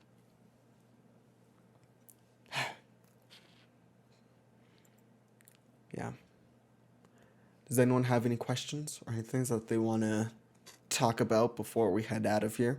Oh, there was something that I was going to bring up at some point, and I've totally forgotten it. Let's see if I can remember this. It might have been movie related. I'm trying to think of what it could be. Have you been watching anything lately that you want to talk about? I saw King Richard for no particular reason. I saw French Dispatch. It was the night after the Oscars, so that would probably be your reason. Well, I just wanted. Yes, I was making a joke, but I had been wanting to watch King Richard before that, and I just didn't get a chance to. I saw French Dispatch, and I was disappointed. Yeah, it's one of those things where I liked the style a lot more than I liked the actual stories being told. Trying to think, what else have I watched? Let's go to the good old boxed. What We did you talked actually about think about King Malignant. Richard? Oh, it was good. I enjoyed it. Yeah, it was a Yeah. 3.5 for me. Yeah, probably that. Yeah, Good it was performances all around. unenjoyable sports biopic. Nothing like super memorable. I liked Will in it. I don't know if I would have given Best Actor or anything, but it wasn't a performance that I was mad at winning or anything like that. But it's just kind of a solid formulaic sports biopic. Mm-hmm. I won't remember it, but I enjoyed it. Yeah. Did I talk about X? On here, I don't think so. No. I saw X. I liked it. I find Congratulations. more and more that I like slashers than I do supernatural horror or elevated horror, as people say. Mm-hmm. Give me schlock. But X was good. It was cool. I enjoyed it. Went and saw that with my brother while I was home for spring break. X didn't seem like just doesn't seem like my kind of schlock. I would say. I might watch it eventually. I'll probably like if it gets put on streaming somewhere, I might give it a shot. But I could have gone to see it, and it's been a couple weeks, and I still have had no desire to. And I've heard some mixed reception from friends I know that have seen it. One friend I talked to today, he went to see it, and he was not a fan at all. So, yeah, it seems mostly positive, but that still doesn't seem like it would be my thing. I suppose. Yeah. I feel like you'd see it and you'd be like, yeah, it was okay. Yeah, or I would just be like, nope, didn't care for that at all. I don't see myself being like, wow, I really liked that. I just can't see that. What? Did you see something that I had? You saw Whiplash. Oh, that's right. I did. Yeah. We haven't talked about your opinions on Whiplash. I guess we should talk about Whiplash, huh? Yeah. It would be an all-timer if Miles Teller were a better actor. That's my take on Whiplash. Dang. He was the biggest shortcoming to me. It's not like Ansel Elgort in West Side Story where I just think he's not good and everybody else is outshining him. Like, Miles Teller isn't bad. He's just not bringing it to me enough, I guess. I don't even know how to say it. He's just, like, every time I see him in something, he's always missing something as an actor. I never know how I'm supposed to feel about him. This movie, I know he's supposed to be getting more and more obsessed as it goes and all that. But I also want to be more sympathetic for him than I am, I guess. And you're not supposed to be sympathetic for him 100% of the time, but I feel like a better actor would get me having more, at least conflicted feelings about him, but I just don't like him in the movie, and I think that's a problem. J.K. Simmons is out of this world, as everyone has said. He's great. Like, he's great in everything, but yeah, this is some of his best work. Like, it's this and J. Jonah Jameson probably for his best work of his career. And they're very similar characters. No, I think J.K. is awesome in the movie. Yeah, I think I've talked about it before, but I really love the movie. I think, for me personally, it just flies by. I think it has a really good pace to it in general, and I think everyone is really good in it. Yeah. It doesn't drag to me. It feels exactly as long as it is. It doesn't fly by. It doesn't drag. It feels hour 46 or whatever it is. It feels exactly that to me. Harley says, I know he's missing empathy for his fellow cast and crew members, but that's probably not. Oh, yeah. No, I hate Miles Teller as a person. He rubbed me the wrong way, seemed like an obnoxious douche before, and everything that I've heard the past couple of years about his on-set behavior seems to have justified my opinion as far as that goes. But I can, as long as they're not just an outright, abusive person, like some people in Hollywood have been, I can separate the art from the artist in that sense. I can at least, again, Harley, I know you say there's no objectively, but I can at least try and judge a performance on its own merit, and he's never done it for me in anything that I've seen him in. And I feel like this would have been the movie to change my tune with him, and it didn't, so. Yeah. Which is, it is what it is. I think it's his best performance in general. I would agree with that, but yeah, he was just fine, and I needed him to be great for that movie to totally work for me. Yeah. I mean, we'll see him in the Godfather show. That's when we'll see his best work. I'm not watching that. That's going to be interesting. Yeah. You talked about Halo? Yeah, Is that what you I just thought remembered of? that. Yeah, Yeah. because Paramount Plus. Watched the pilot for Halo.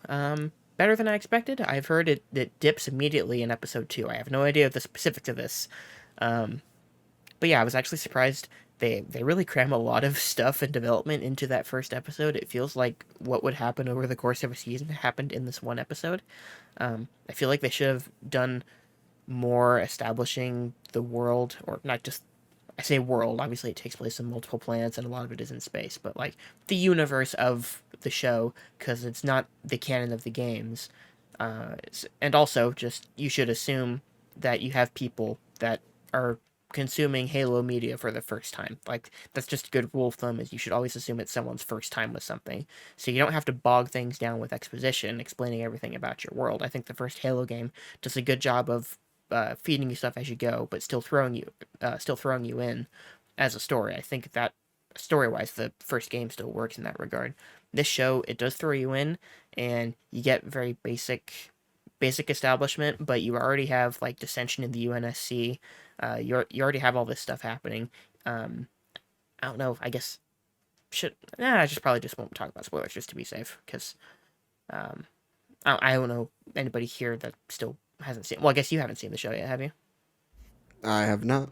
Okay, then I won't go into details. But there's already a lot of stuff that I feel like should be reserved maybe for at least later in the season or in later seasons, but it's already happening, and it feels a little too quick for that because they should still be trying to establish stuff. Um, but yeah, we'll see how it goes. We'll see if it just totally falls off the cliff. Um, but as far as pilots go, this was a decent enough pilot. The show looks better than I thought it would. It's I still think it looks a little cheap, but in terms of how cheap I thought it would look, it looks better than that. Um, but yeah, we were talking. I mentioned earlier about how Tiny Tina didn't really make a splash. This show, and I mean that's just the streaming landscape we're in now. This show made zero splash, pretty much outside of a couple people in our Discord that I've seen.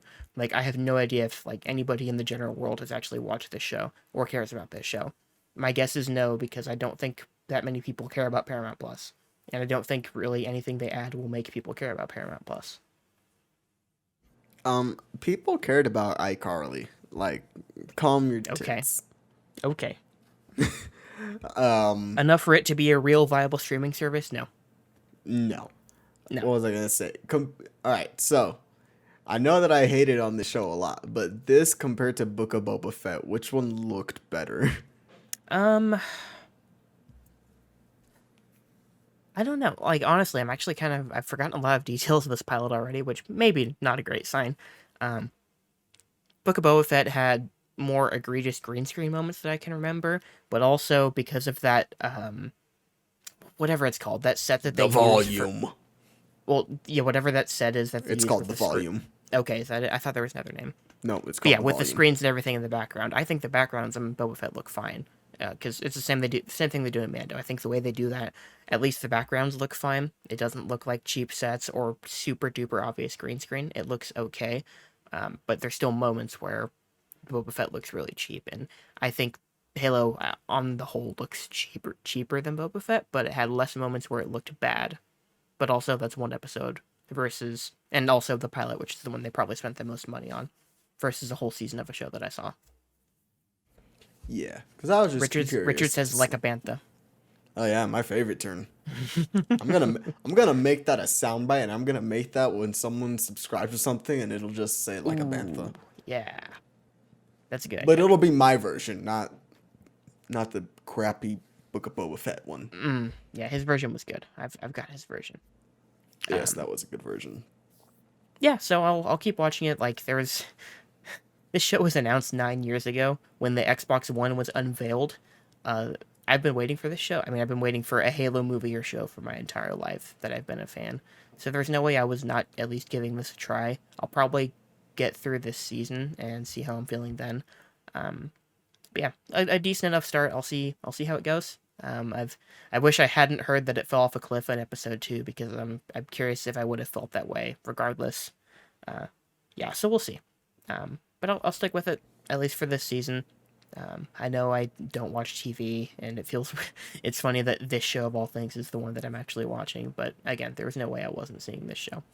I mean, it's not that you don't watch TV because you watch a couple things. You watch Yeah. Better Call Saul, You watch Yeah, Ted Better Call Lasso. Saul. You watch New season Halo. of Better Call Saul is coming. So Yes. I'm going to rewatch the last season before this one. I think it's 2 weeks, maybe a little more than 2 weeks from right now, that the final season of Better Call Saul, part one of the final season, I should say, starts airing. And Breaking Bad. I love Breaking Bad, and I rewatched that a couple years ago before El Camino, and that convinced me to finally give Better Call Saul a proper try. Because I saw the first 2 seasons when I was living at home, and then once I went to college, I fell off and didn't stick with it.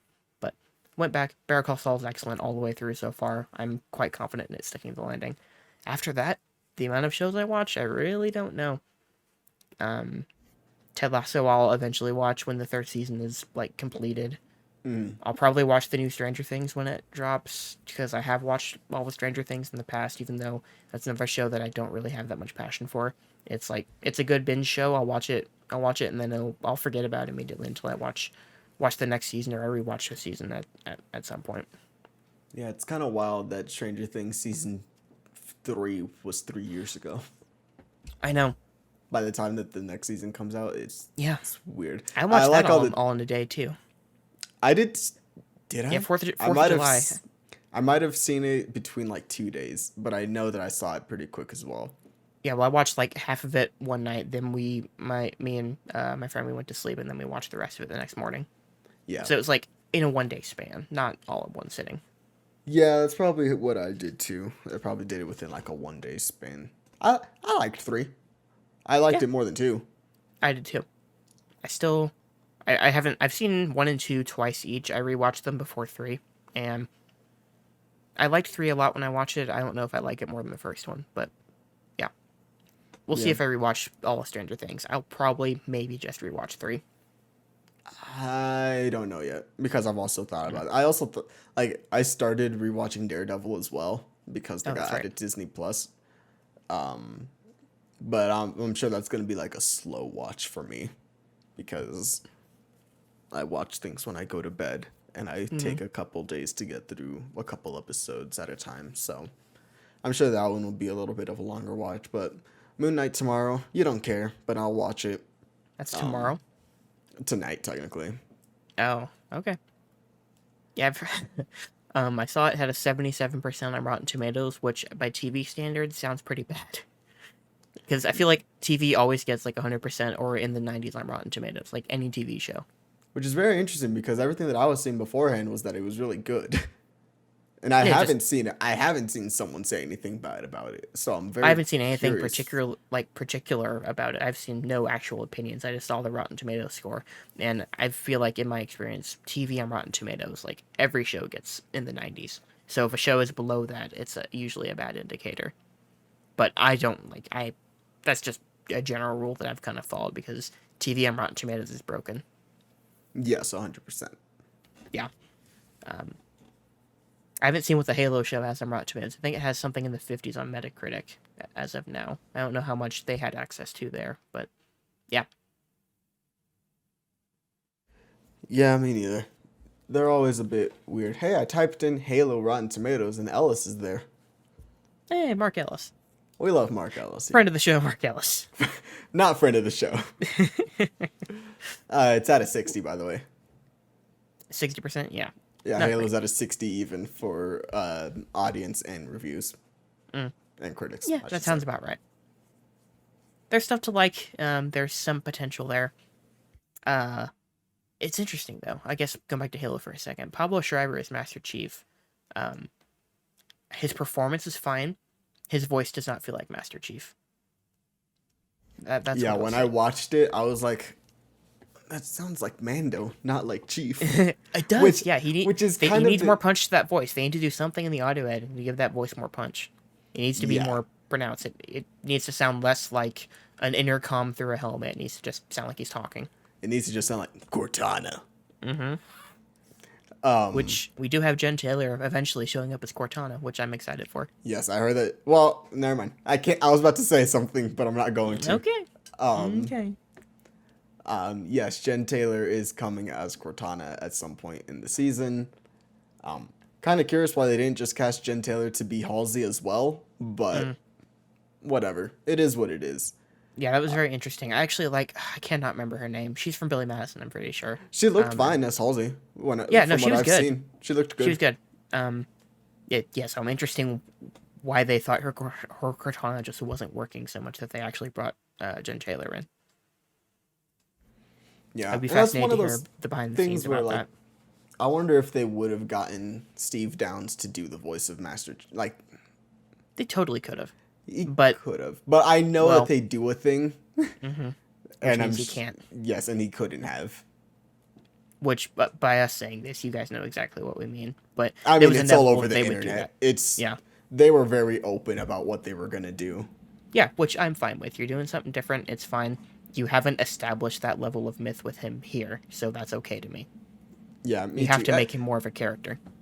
Maybe that. Wow, that was a very big What a crack. voice crack. I don't know. Maybe that's like my issue with people like critiquing the show is that they're critiquing it on the level of the games rather than its Yeah, own thing. which is Which, unfair. But also, I have that level of baggage with Halo 2 where I'm like, Master Chief has to sound like this, and he doesn't. And I'm like, that's kind of weird. He doesn't sound like this. I don't know if I like that. But that's because I have my own idea of what Master Chief sounds like from 20 years of Halo games.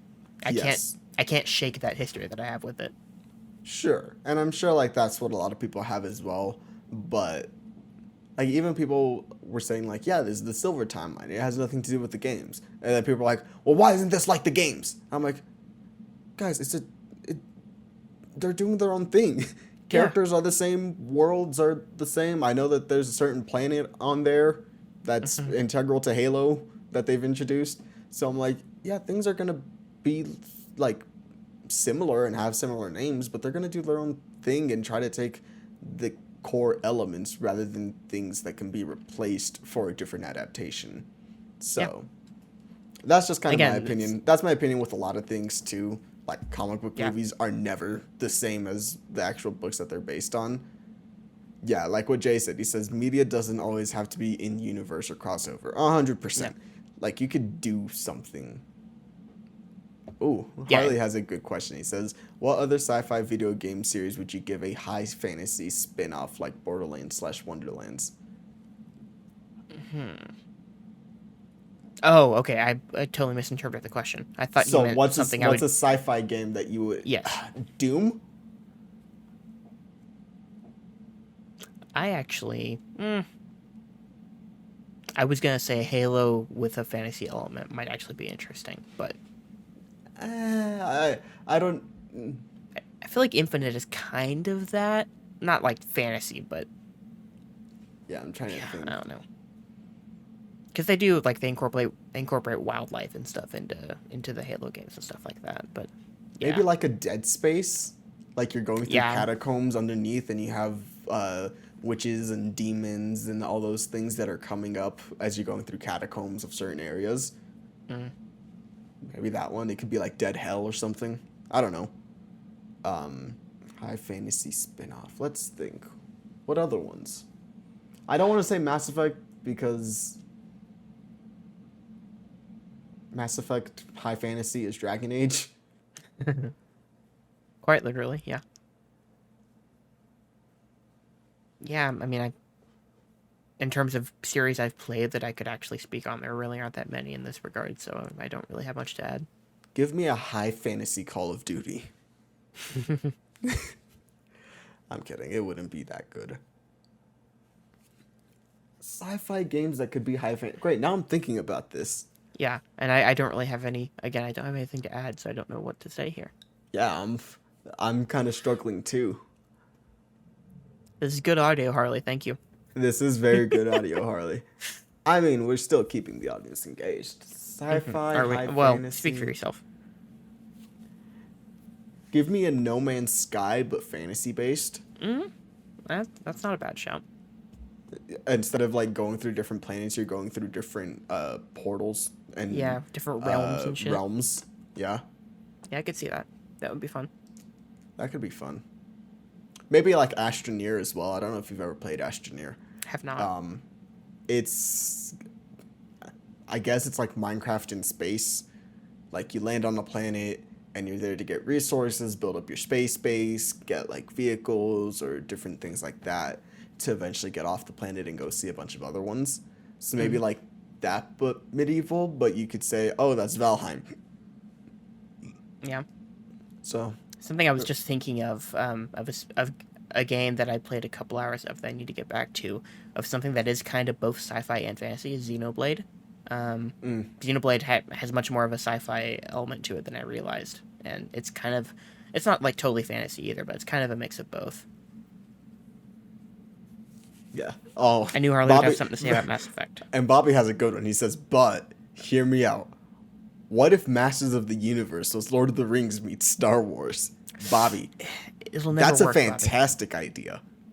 It'll never work. We need to make it more like Guardians of the Galaxy or We need to Thor make it like Ragnarok. Thor Ragnarok, you know? Yeah. Harley says, fuck you, Nick. It's not my job to make y'all content. I'm trying here. No, we know, Harley. We appreciate you, as always. Now, Nick, Okay. What do you got? imagine this. Imagine you have a game, right? Where you have, like, you're going through this world and you're hearing all this music, right? You're hearing these songs, you're like, oh, I know this song, right? And then you meet some random, like, wanderer as you're there. And they go, yeah, this song was John. And then they just walk away. And then you keep walking. I knew where you were going. And then they're going to play, like, another song, right? And you're going through, like, all this existential stuff.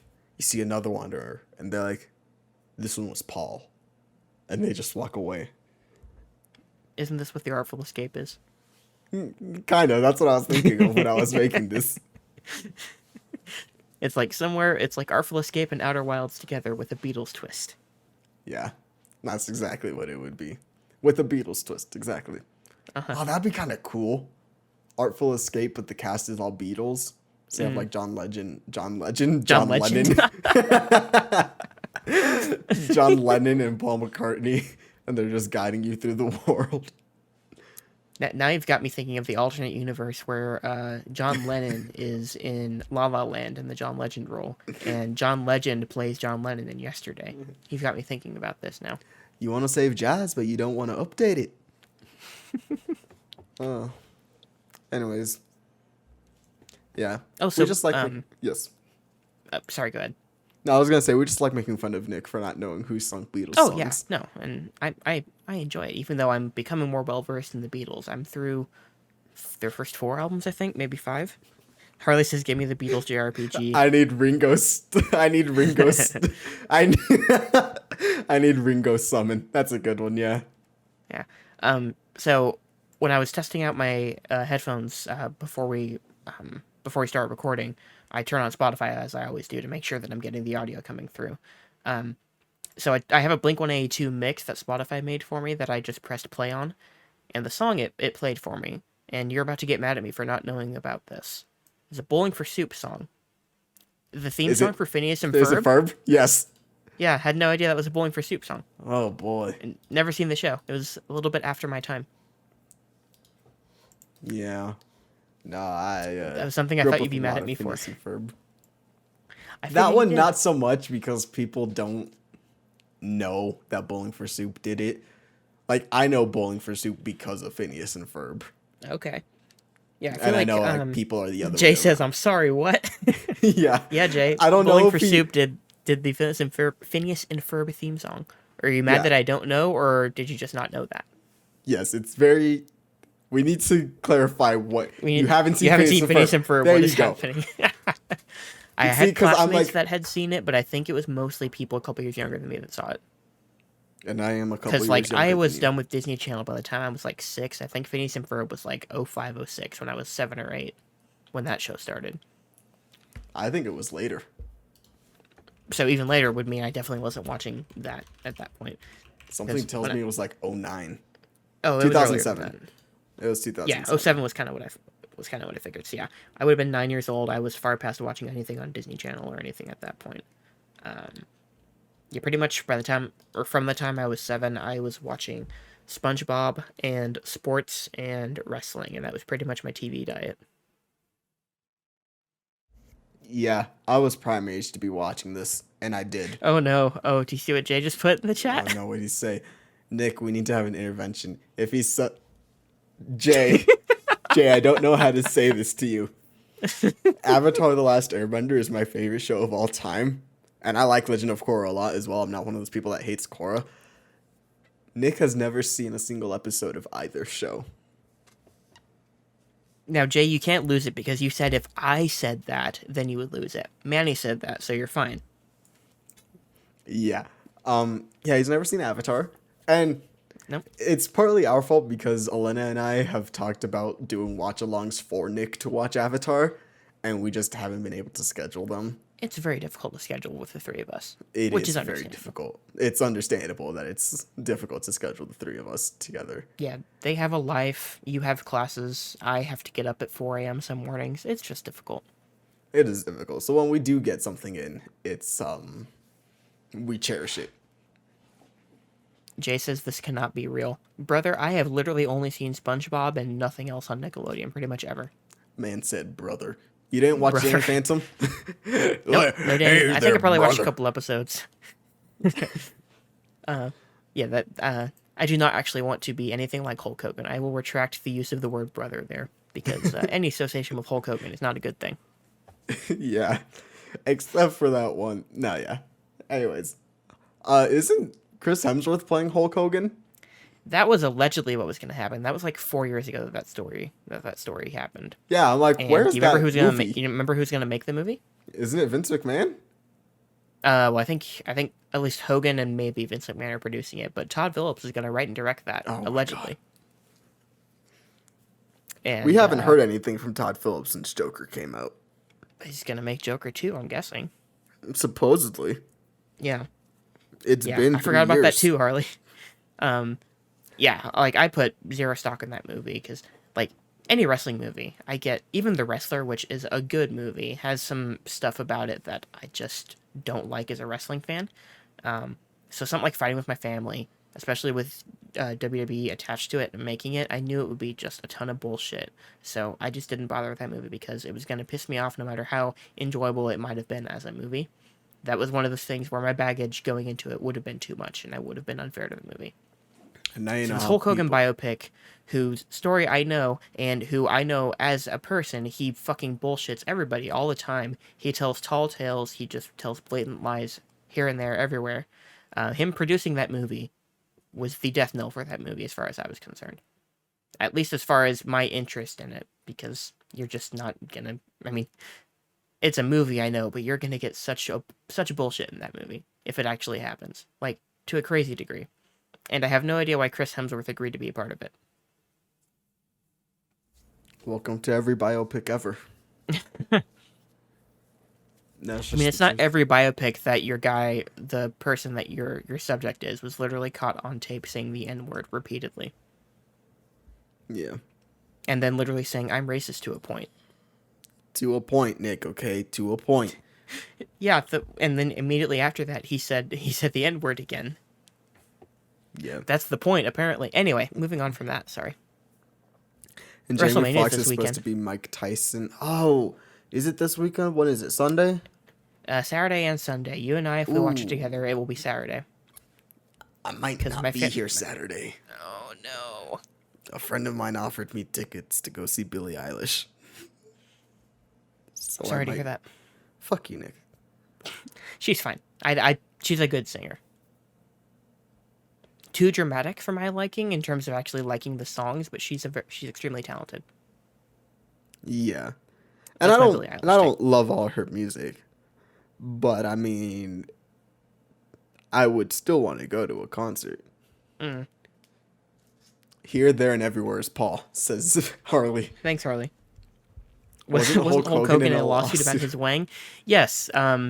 So Hulk Hogan did a sex tape with his former best friend's wife in like the early 2010s while his best friend was in the other room, fully aware of what was going on, and that was part of the material used in the lawsuit that ultimately I believe got Gawker shut down a couple years ago.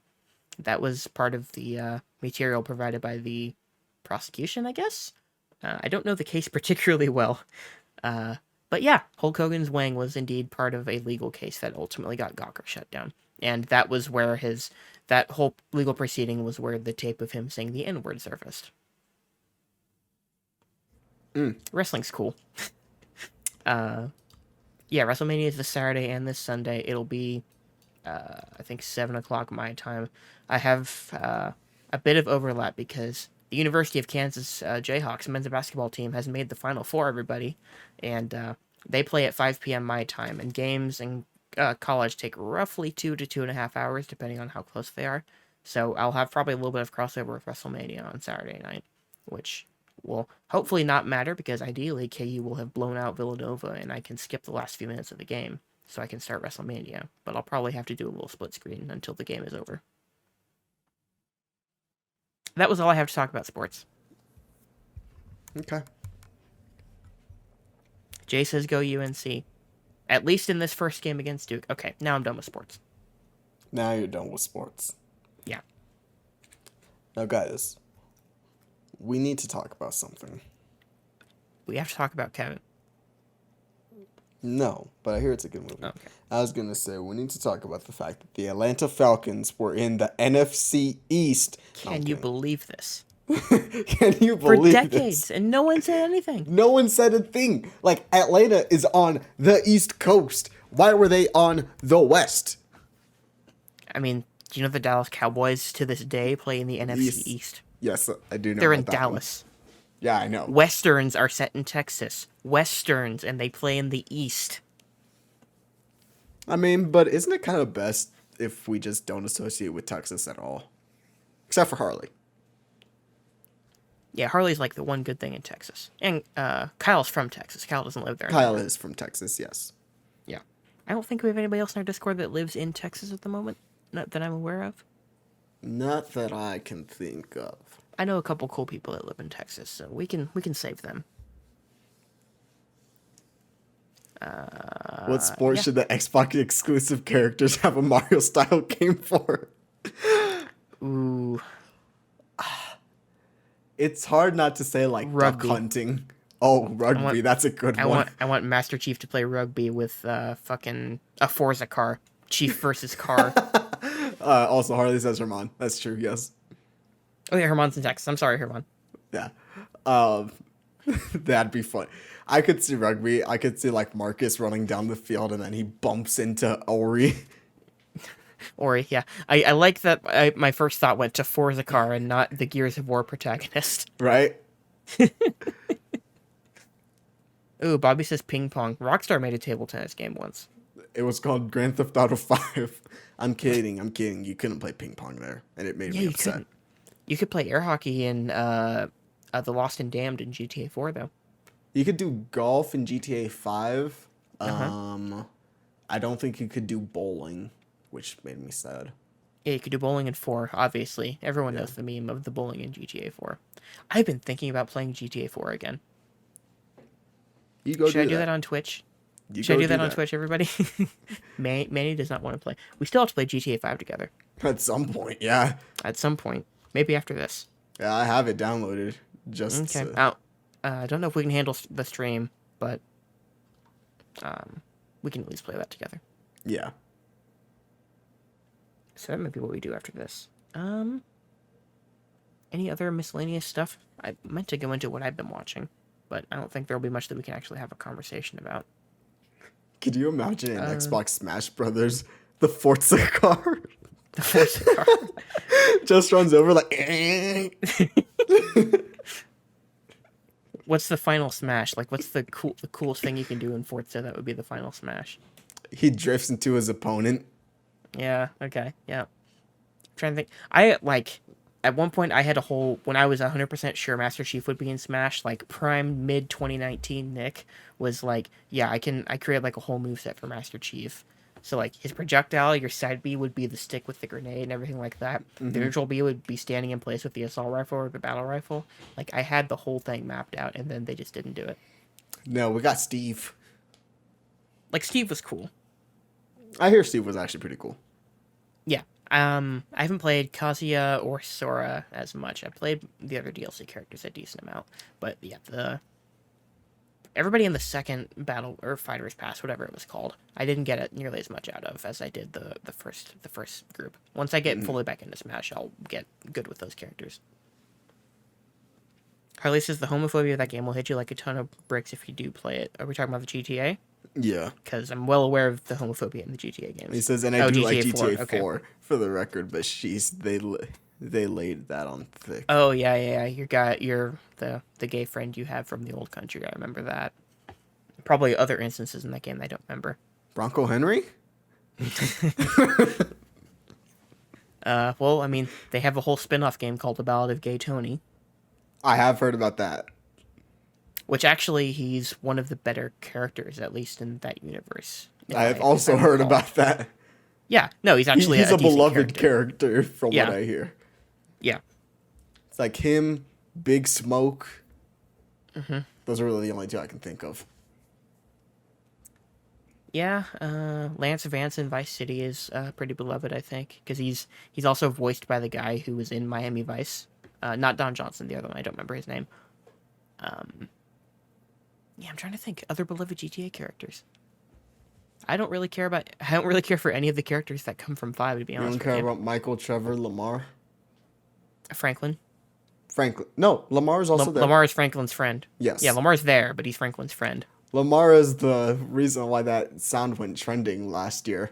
I don't know if you heard it, but it's when Lamar is harassing Franklin. He's like, with that yee-ass haircut. Yes, I remember that. And then the rest of it, but yeah. I played the story mode in that game probably 5 or 6 times, wanting to love it every time, and it's just mediocre as hell. At least from a story perspective. The gameplay in GTA 5 is enjoyable, but the story is just totally forgettable. Yeah. I love the story in GTA 4, though.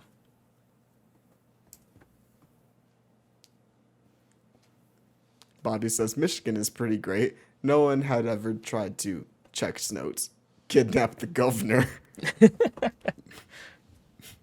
trying to think, at least politically, the craziest shit that Kansas has had happen. I can't really think of anything off the top of my head in my lifetime. Chili on cinnamon rolls.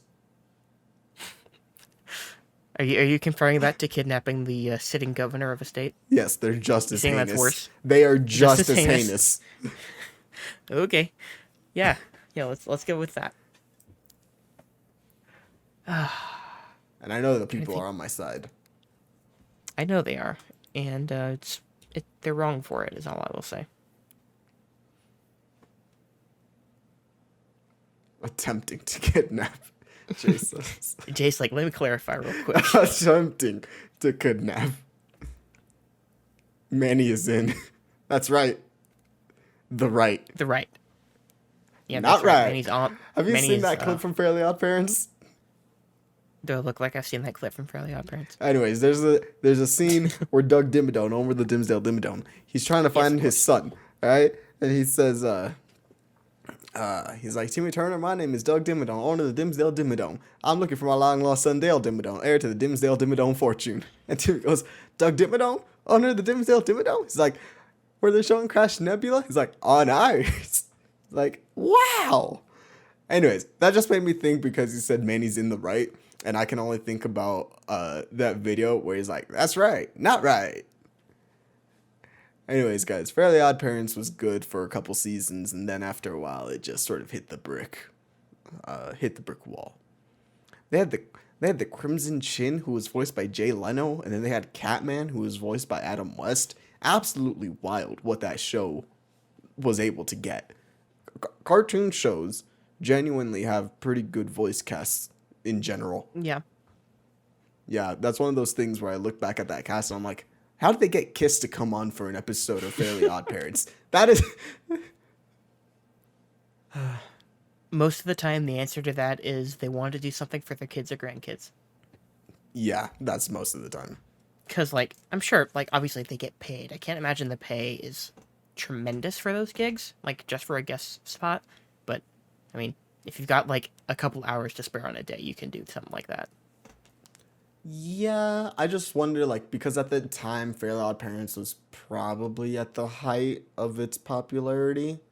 Mm-hmm. And then it slowly dwindled after that. So maybe at that time they had an okay amount of money. But after a while, it just sort of hit. Are they still making new ones of those?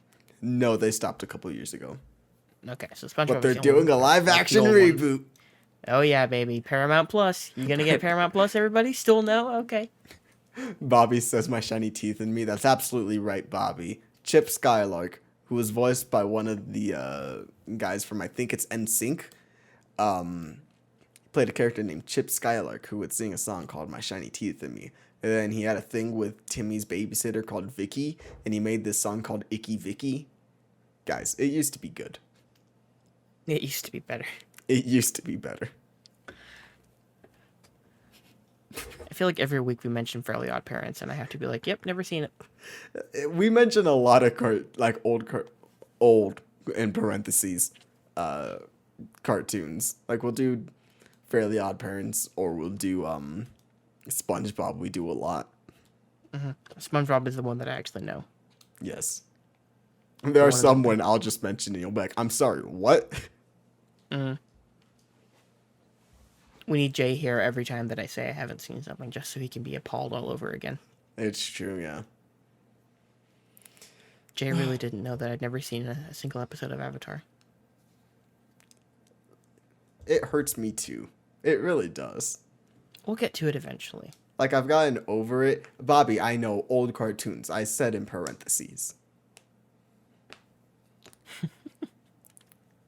I mean, we did have a good talk about Tom and Jerry with Harley.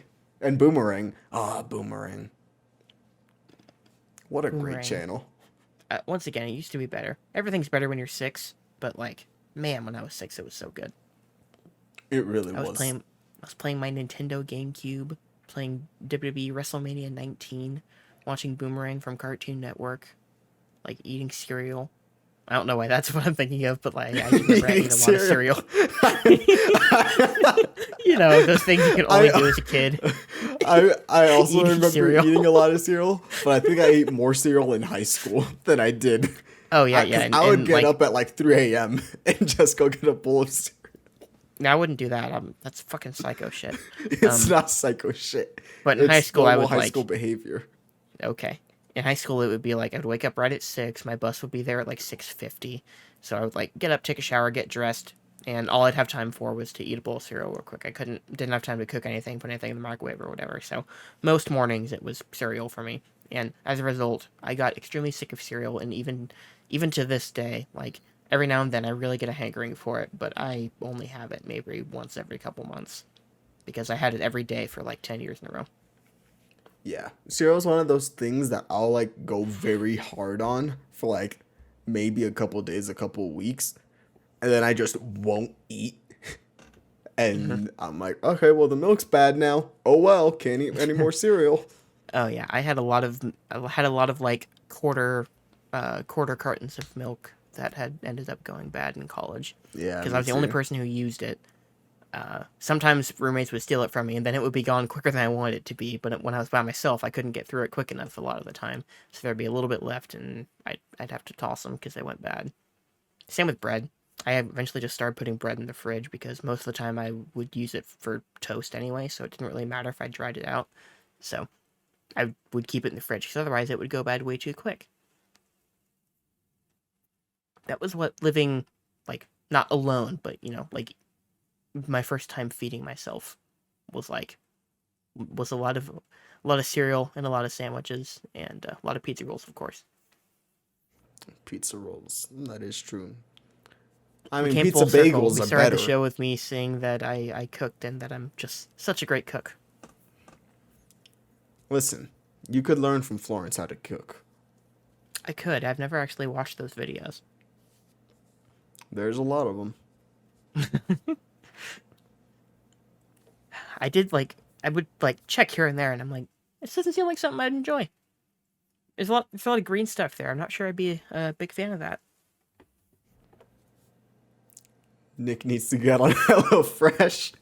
Well, the problem is I don't like any of that stuff, Jay. Sad days. I'm not sure Jay knows how picky I am. Yeah, the more and more I hear from Jay, the less I know that he knows you. Everybody in all the Safari veterans, all the regulars, they know me very well. Everybody knows my tendencies by now. Jay, I don't think, is quite to that level. Jay only hears me on here, and then he will occasionally check Safari. He checks for my updates. Mm. I was about to ask any updates, and then I realized we were on the air. Yeah. Let's not do that on air. Okay. Jay says, I mean, saying that Nick likes chili and cinnamon rolls, we are struggling. We are struggling. It's good, okay? I mean, I'm good is telling all of you to subjective. try it once. No, I'm okay. I mean, you don't like beans. Yeah, I tried beans. You haven't tried chili with cinnamon rolls. Oh, ugh. God. Like, beans are just so good. No. I could eat an entire pot of beans. Like, are you kidding me? I bet you could. I Speaking can't. about- We're built different. We are built different. Speaking about beans, you ever seen Even Stevens? No. Anyways, there's this character on the show called Beans. And there was a while Okay. there where me and my brother and sister, we would just always be like, bro, you look like beans. Anyways, guys, it used to be better. Even Stevens was a good show. Speaking of beans, have you seen Hot Rod? The Andy Samberg comedy starring The Lonely Island. Yes. Yes. Yes. The cool beans scene in Hot Rod is one of my favorite scenes ever. Hot Rod One of my commentary? favorite comedies ever. Yes, absolutely Hot Rod commentary. Yeah. Superbad is like top priority in terms of not the next one we'll do, but like the one that I really want to do. Hot Rod will not be too far behind it. Yeah, because Those movies came out like a week apart too. August 2007 for comedies. Oof. All-timer.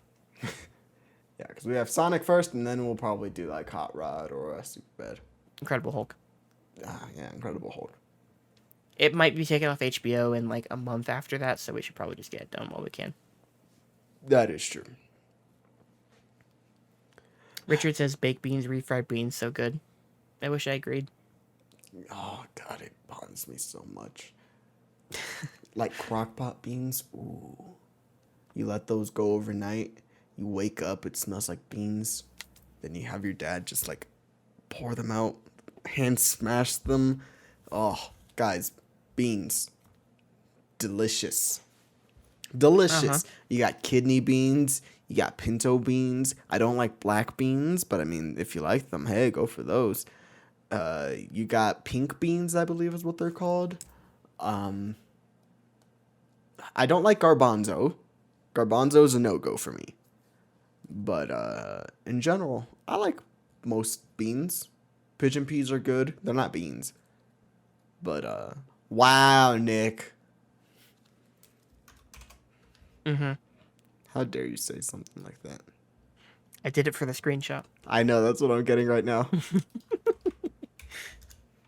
Harley says, Nick, thoughts on peppers? If you mean like jalapeno, I'm not really versed in them. I'm guessing I would not be a fan. I don't really know what other peppers there are. You don't know what other peppers there are? Sorry, Nick, did I just hear you say that? I can't think of any off the top of my head right now. Bell peppers, habaneros. Okay. Okay. I've heard of these. I wouldn't have been able to think of these.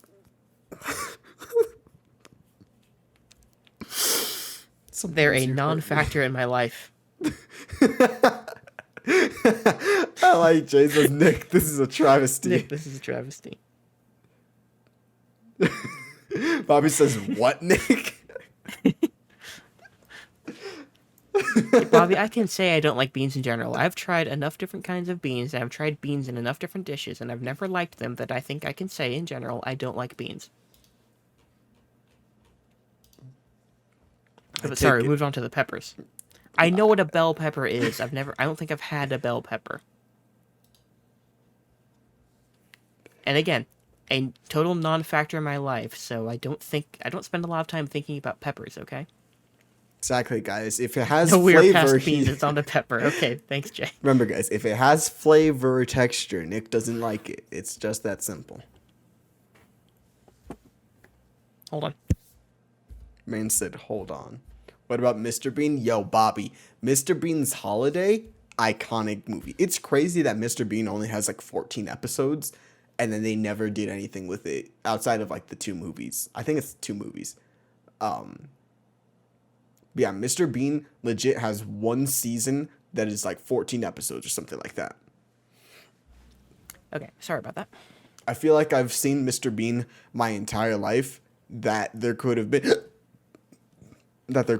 like 400 episodes. No, it's like less than 20. Now I'm hiccuping. See what you made me do, Nick? All because you don't like peppers or beans. Sure, that's definitely causation, not just correlation. Someone explain how you haven't had a bell pepper. For all I know, I have. I can't think of anything that I've had them with.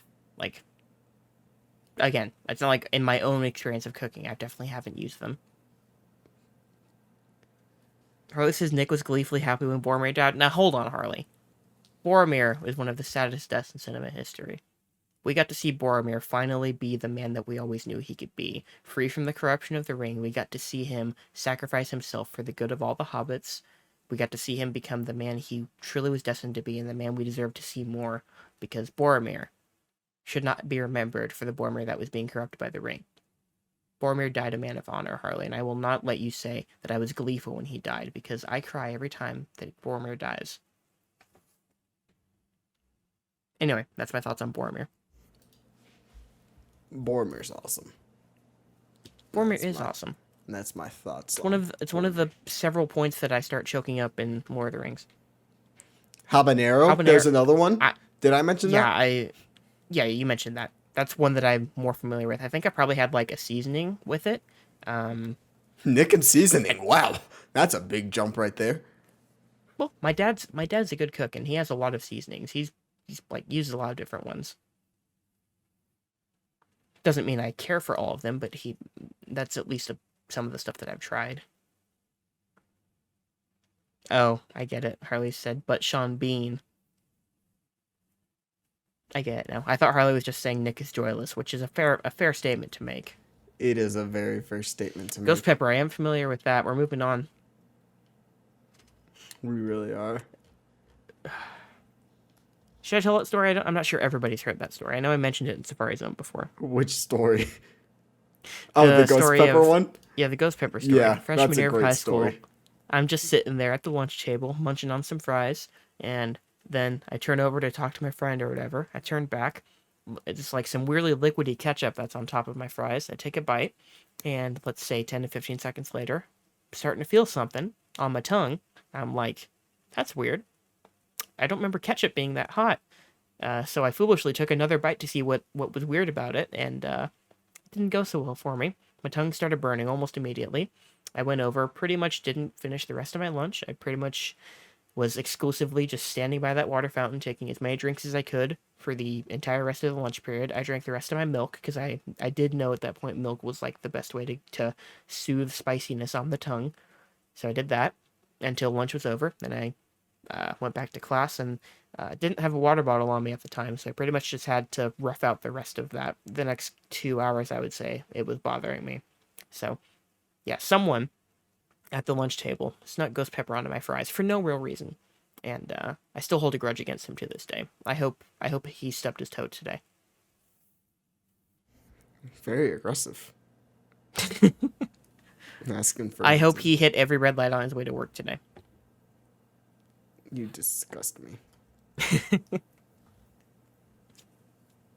Harley says, bro, water makes it actively worse. He tried telling 14-year-old me that. I knew milk made it better. Water tasted like, or not tasted, but like it felt like it made it better in the moment. And that was all I could do.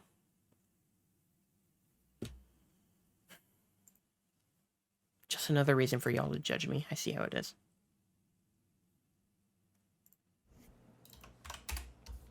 Listen, we have a lot of reasons to judge you. Are you looking at the ones I sent you? Yep. That's a DM that you guys will never see or hear about.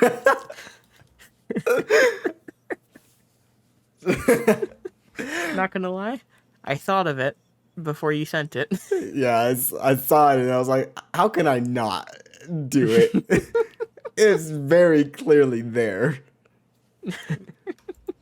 But that's gonna be an inside joke that y'all are on the outside of.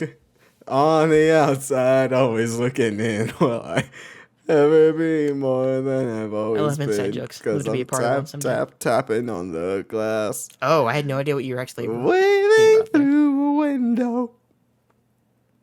No, yeah, that was Dear Evan Hansen. So before we end, you ever think about how the one sequence of that movie with Life and Flair is the one with the absolute worst implications? Yes, all the time, actually. Just being like, man, they really turned the whole storyline about them forging the kid's suicide note and then notes to Evan Hansen. They really made that the best sequence of the movie, but it's the worst part of like the story. Uh-huh. That's Dexter woofing. I have to go get Dexter. I heard Dexter that time. Woof woof, guys.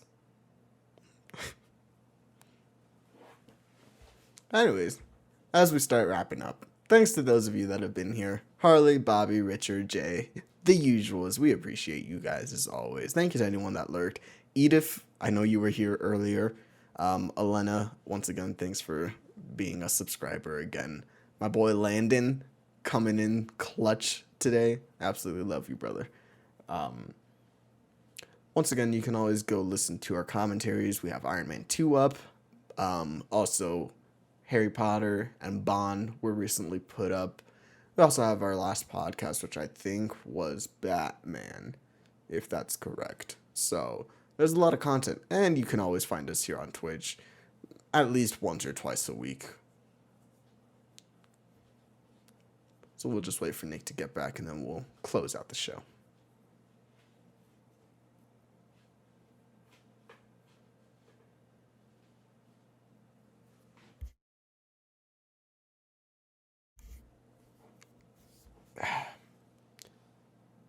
But guys, could you believe Nick doesn't like beans? Like that's just wild to me. The man doesn't like beans. He couldn't name another pepper.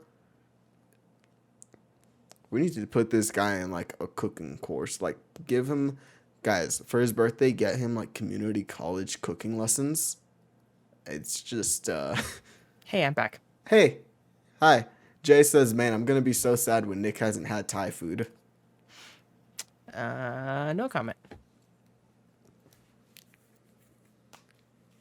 Do you have anything to say before we close out? Because I did a lot of the outro already. You did? Okay. Yeah. No, we just kind of talked about random shit, shot the shit. I had fun, just kind of going through every random thing that we could think of tonight. Yeah. Yeah. Want to play GTA after this? We'll see. Okay. Probably. Okay. I paid $20 for that, and I haven't actually played it yet. I know. Not really. I know. You disappoint me. Oh. Not really. I know. Well, I mean, with some things, you do disappoint me. Harley says Nick in a cooking class would be a fantastic docuseries. That's what I was saying. I was saying that for your birthday, we should get you cooking classes at a community college or something. Like, I have enough knowledge of, like, helping cook, doing my own cooking. Like, I know how to cook. It's the fact that I'm so fucking picky that, like, most dishes anybody would cook, I don't want. So I'm very basic with my palate, so my cooking reflects that, even though I can cook. Mm-hmm. That's how it is. I don't know how to fix my palate. Guys, that'll be the first movie from Nick and I. It'll be a how to cook series with Nick. Oh, should we mention that? I mean, we can.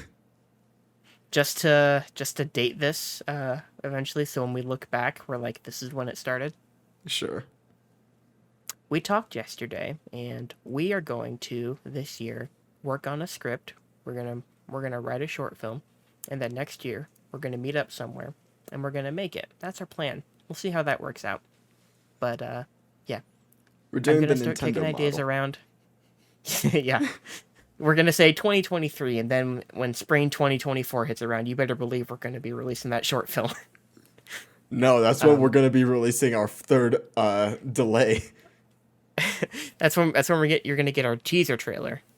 That's when and everyone's like, where's the full trailer? That's when you're going to get the yellow background with text that says, we at CD Projekt Red are very sad to say. I cannot tell you how many times I saw that. We lost all of our footage. I saw that yellow background so many times, and every time I was like, oh no. Oh no, nothing good comes from this. It's never, thank you guys for supporting us throughout the development of Cyberpunk. You're the best fans ever. It's always bad news. Always. But yeah, this year I'm gonna I'm gonna put my my degree to some use. I'm gonna put the couple $100 I spent on Final Draft to use. Gonna write up a script. Gonna run it by Manny. We're gonna workshop it together, and we're gonna try and produce this fucking thing, whatever it ends up being. So that's our hint. Well, I guess that's not a hint. That's kind of like a mini announcement of a plan that we have. It's a roadmap. Yeah, there we go. Can't wait for a film school grad to give you all 3.5. That's right, baby. We can add it to Letterboxd. I think anything can be added to Letterboxd. You can add it to They will take Letterboxd, some and you can stuff add down. it to IMDb as well. Yeah, because some of the Wanger stuff is on Letterboxd. I think in my all-time list of directors, I think Christian is on that list because I've seen like 6 films from him on Letterboxd. So yeah, all their stuff is on there. Our stuff will be on there one day. Yeah, exactly. And I can also say we have a rough cut of the movie that I did for my capstone, and we are editing it for a fine cut. So has to be done by April. Yeah. So last week in April, you guys will know that the movie is done. You mean it has to be done by May? No, it has to be done by the end of April. Oh, you said by April, as in I thought that was 2 days from now. No, I mean by the end of April. But there you go. Okay, that's better. Yeah, guys. I was like, yeah. Thanks for listening as always. We appreciate you. The ads are about to run. Okay, we're gonna stop before you guys have to go through another ad break. You guys are awesome. We absolutely adore you guys. You guys are. Thank you for sticking with us. Truly. Have a good one, guys. We love you.